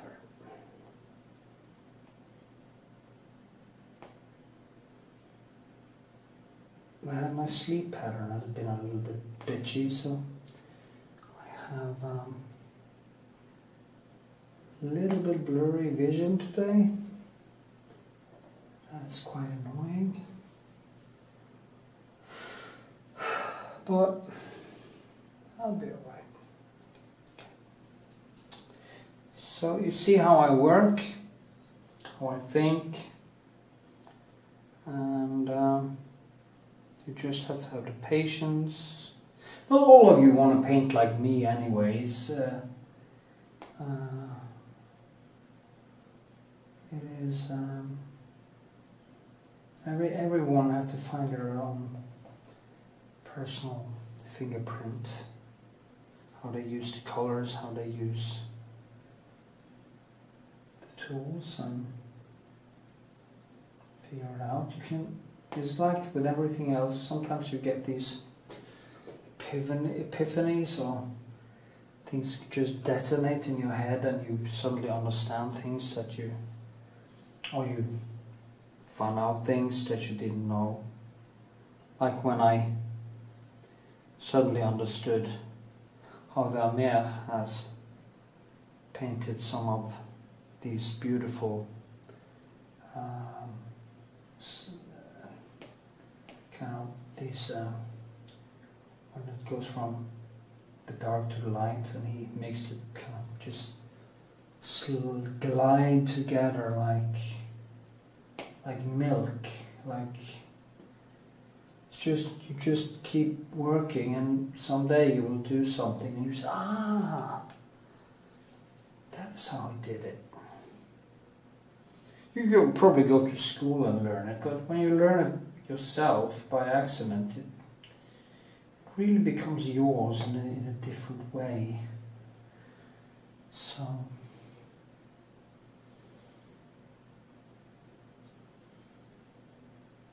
things we learn from others we tend to forget faster.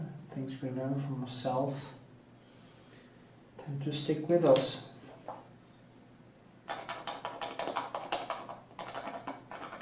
No idea what I was playing at right here. What I was looking for is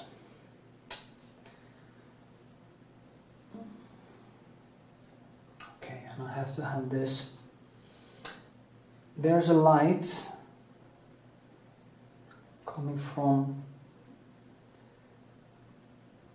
the piece of brick here, because the light hits there and it hits here.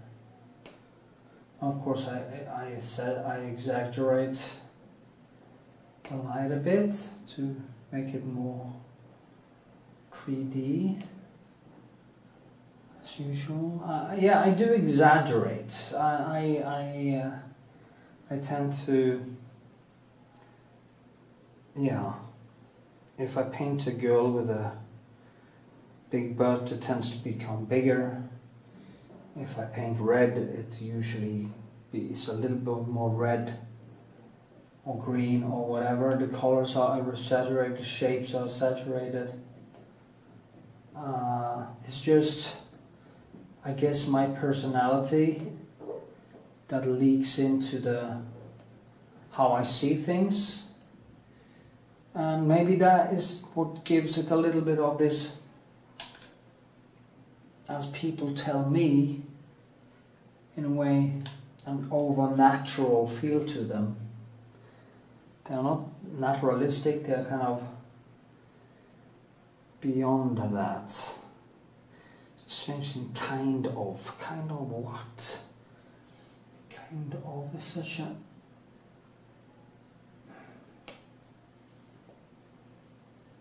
And I tend to see things in steps.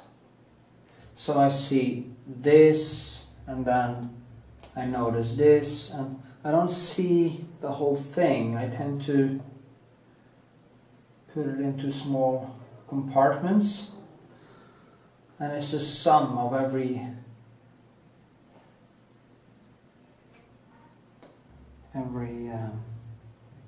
impression that is left on the canvas. Now that is how it feels anyway, so for me.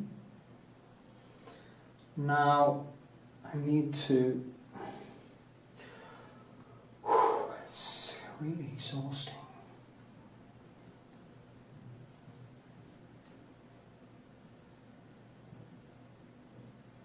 I need to get this more.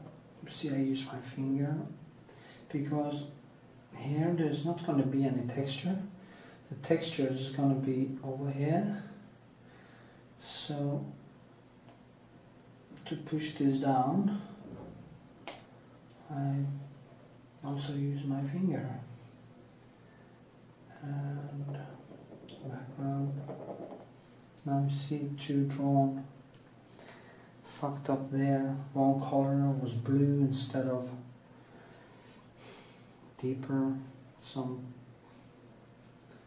and it comes out instead of falling in.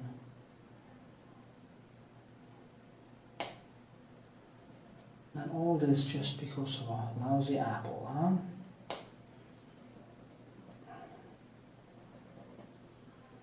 Yeah, that's better. So, and I can also make it come a little bit more to cross over this.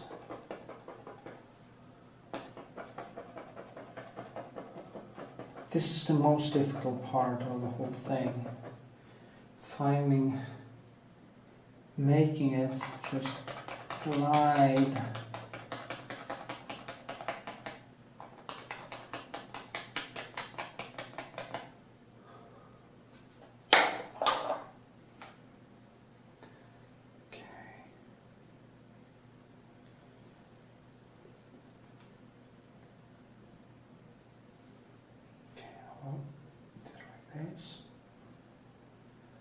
So you see where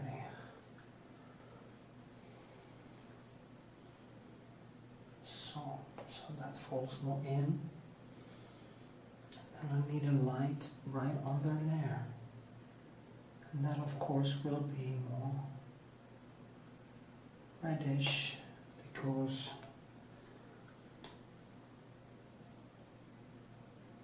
it's so difficult.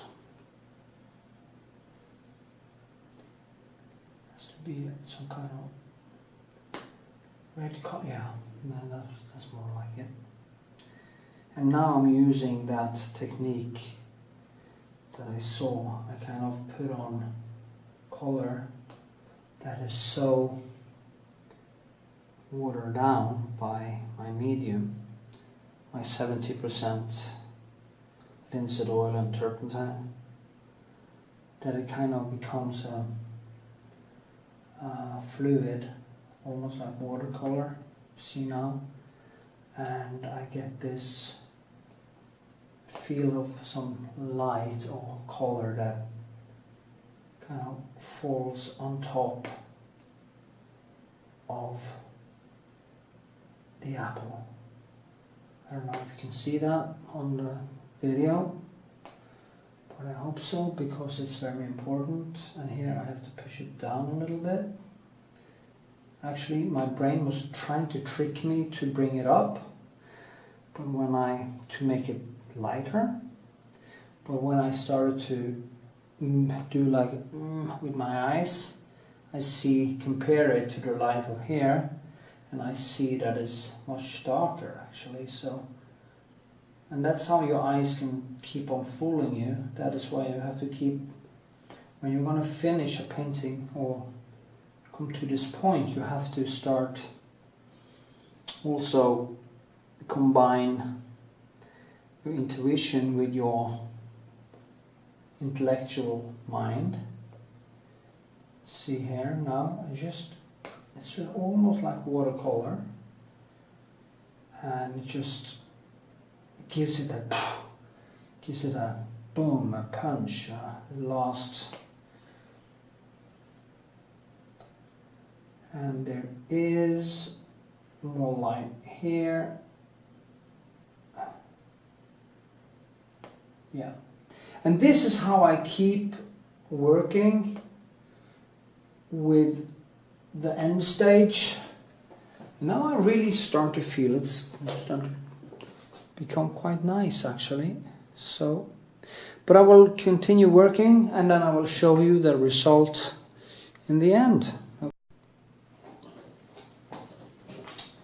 So I am moving towards the end, I guess. It has become quite nice, and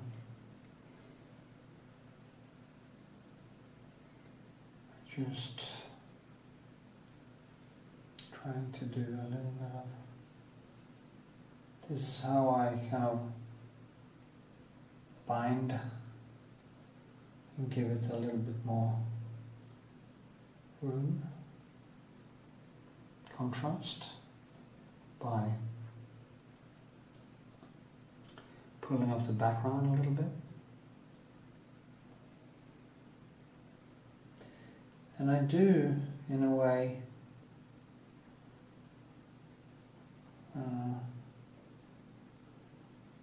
paint it almost like a, should I use the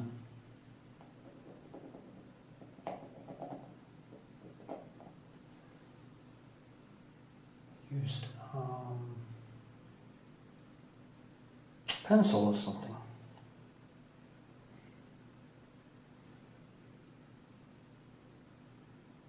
So it's difficult to see exactly how much I should, because when I close my eyes a little bit it almost disappears. So the overgang, subtle transition from apple to background, I don't remember the word now, tired, so I tend to forget some words.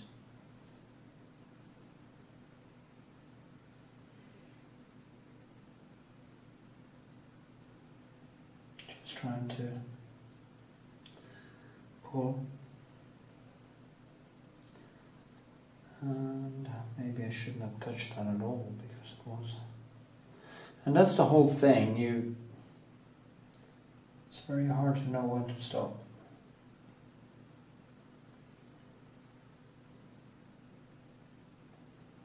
Because you don't want to, you have to find the right nuance to feel a little bit natural. And finding the right flow.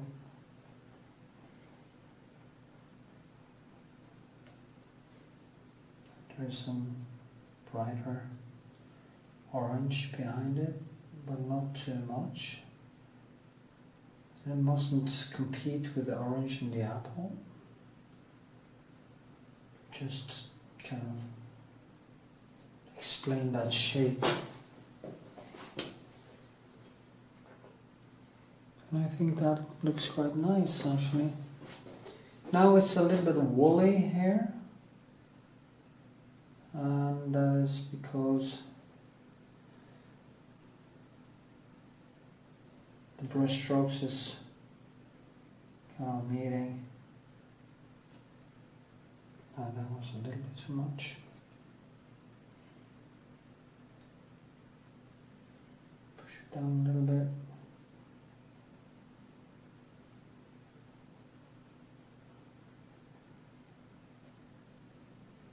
at some point you will you keep on doing this for hours on end, between too much, too little. You don't really know where to stop.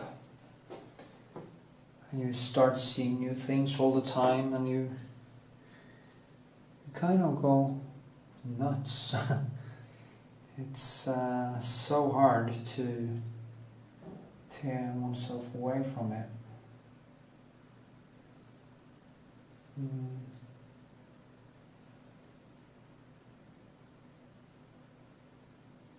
So,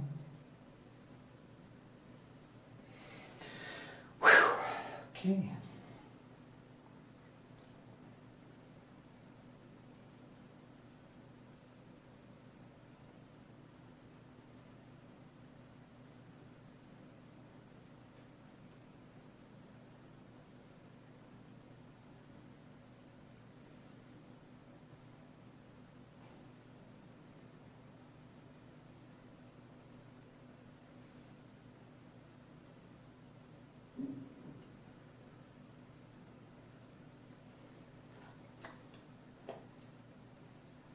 Okay.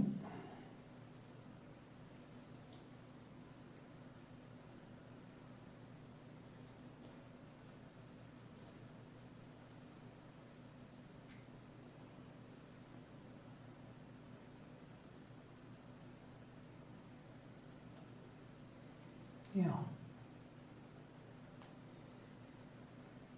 Oh, it's so difficult.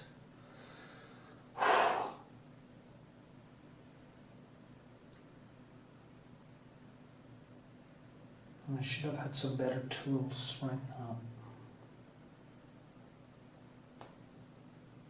Oh, did it? Yeah. That was okay.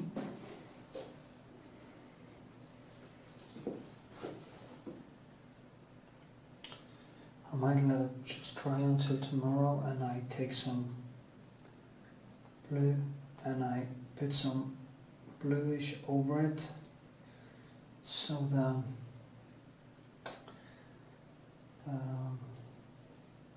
yellow and orange kind of shines through and creates this transparent green as a shadow. But you also keep the feeling of green, a feeling of yellow under it, or red, and so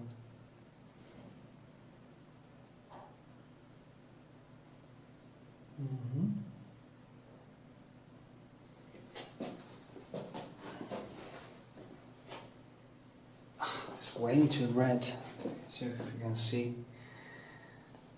You can't really see the colors 100% on that video, and that's a shame. Maybe I should just try to push it down a little bit.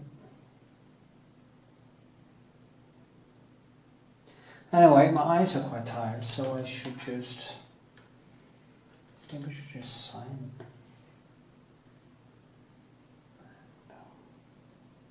No, I can do that tomorrow. So, I'm going to stop now, and almost stop now, because I need just a tiny bit more right there.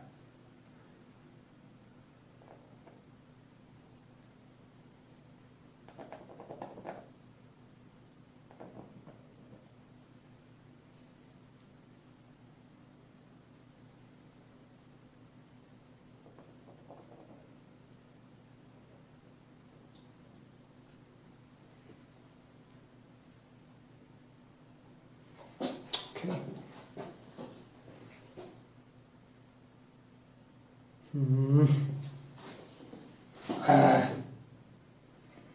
And then I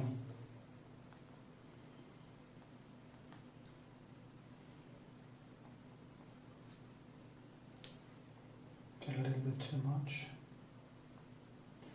And that is the problem. Right now I start to see you get deeper into it and you start to see mistakes just popping out of it. And you just can't stop. But I'm going to stop anyway. Because my eyes doesn't work anymore. And tomorrow I get a more clear view on it. Yes. Okay. So, I think I say I'm finished now, and a little signing.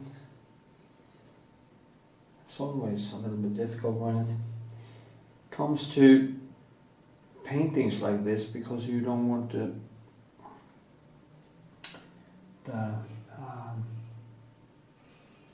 you don't want the signature to make too much noise, so that's why I signed this just K. See, it takes too much noise. It's too much noise. And I might just do it up here. Yeah, this might be the best, because it doesn't make such an impact.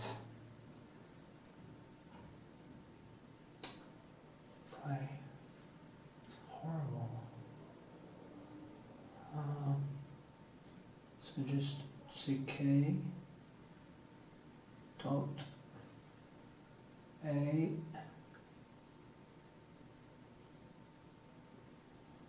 dot V, and I say 17.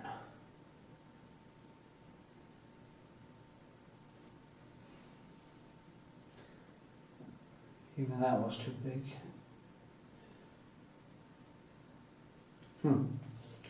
Oh, it's hard. Difficult.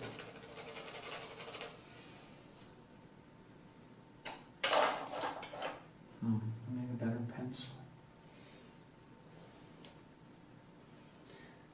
Oh.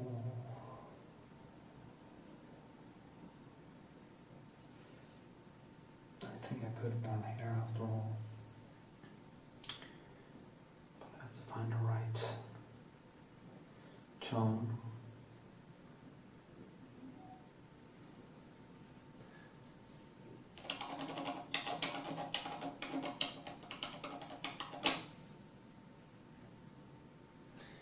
Oh, I hate this. So difficult. K.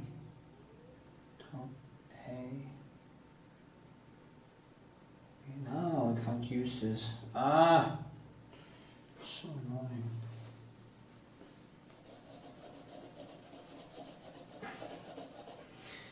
It will... I can't have it down here. And this pencil is just... say... just... the hairs just going all over the place. I didn't find a time to buy a new one, so I don't have that problem. And I have a better one here.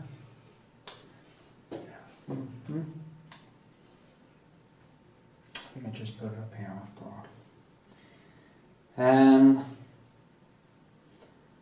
just have to live with it.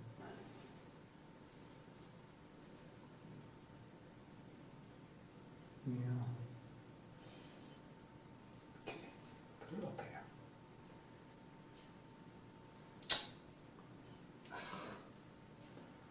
I should have one pencil only for this. K, boom, A,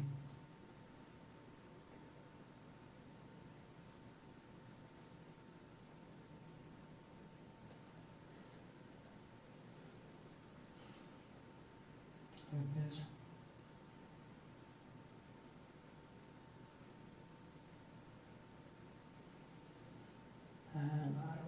under here.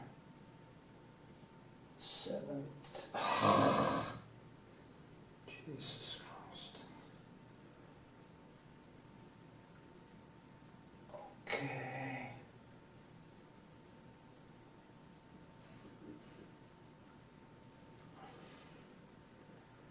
That was a little bit too much.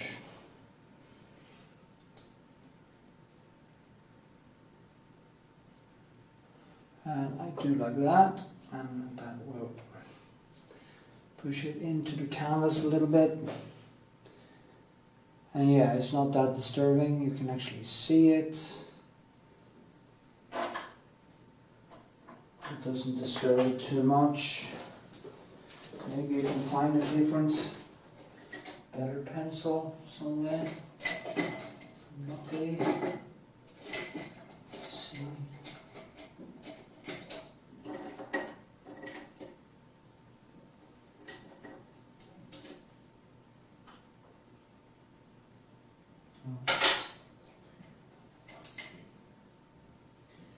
Nope.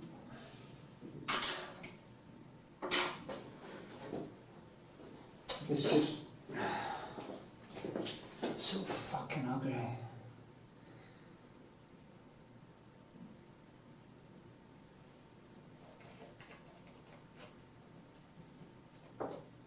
Yeah, push it down.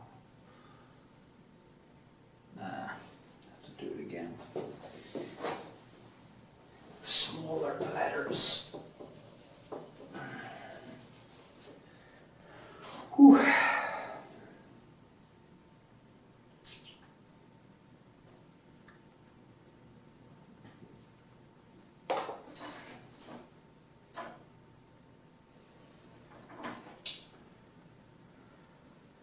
What is this one?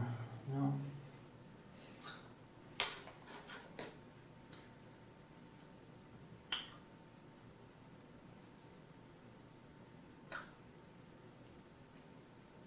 Maybe that one.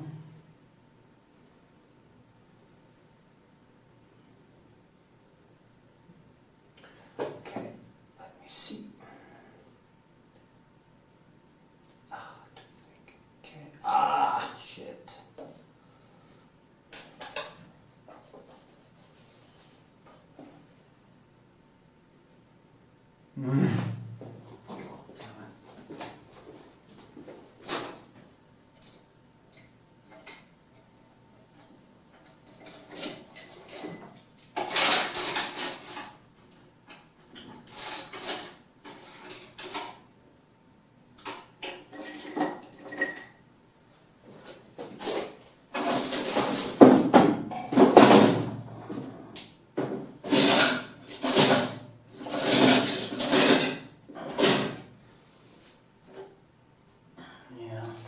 Getting boring.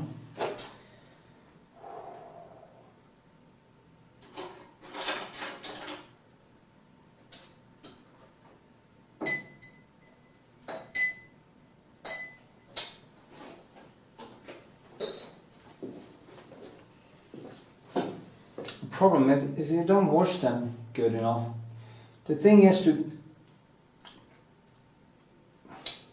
you can also use some spit on them, but the best thing is to use some soap, green soap as it's called in Norway. It's kind of a natural soap, and you set them in with that after you wash them in soap. You don't need any turpentine or anything like that to fix your pencils. It's actually better to use soap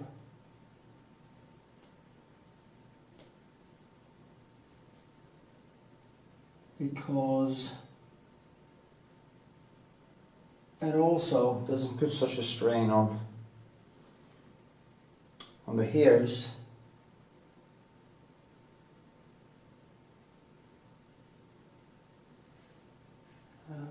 We became quite ugly.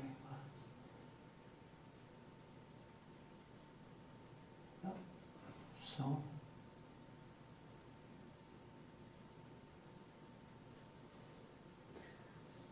just put it under like last time.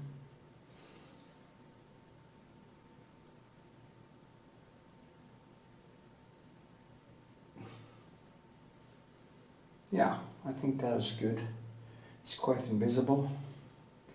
Not invisible, but not too big.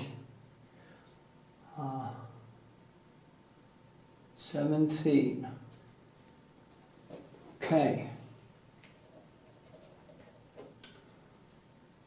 Yeah, that's good. It can actually be like that.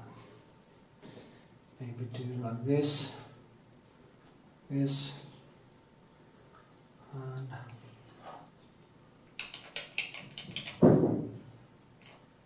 yeah. Okay, it can be like that. Now it's small, but if I had a smaller pencil, I need the smallest pencil for these small canvases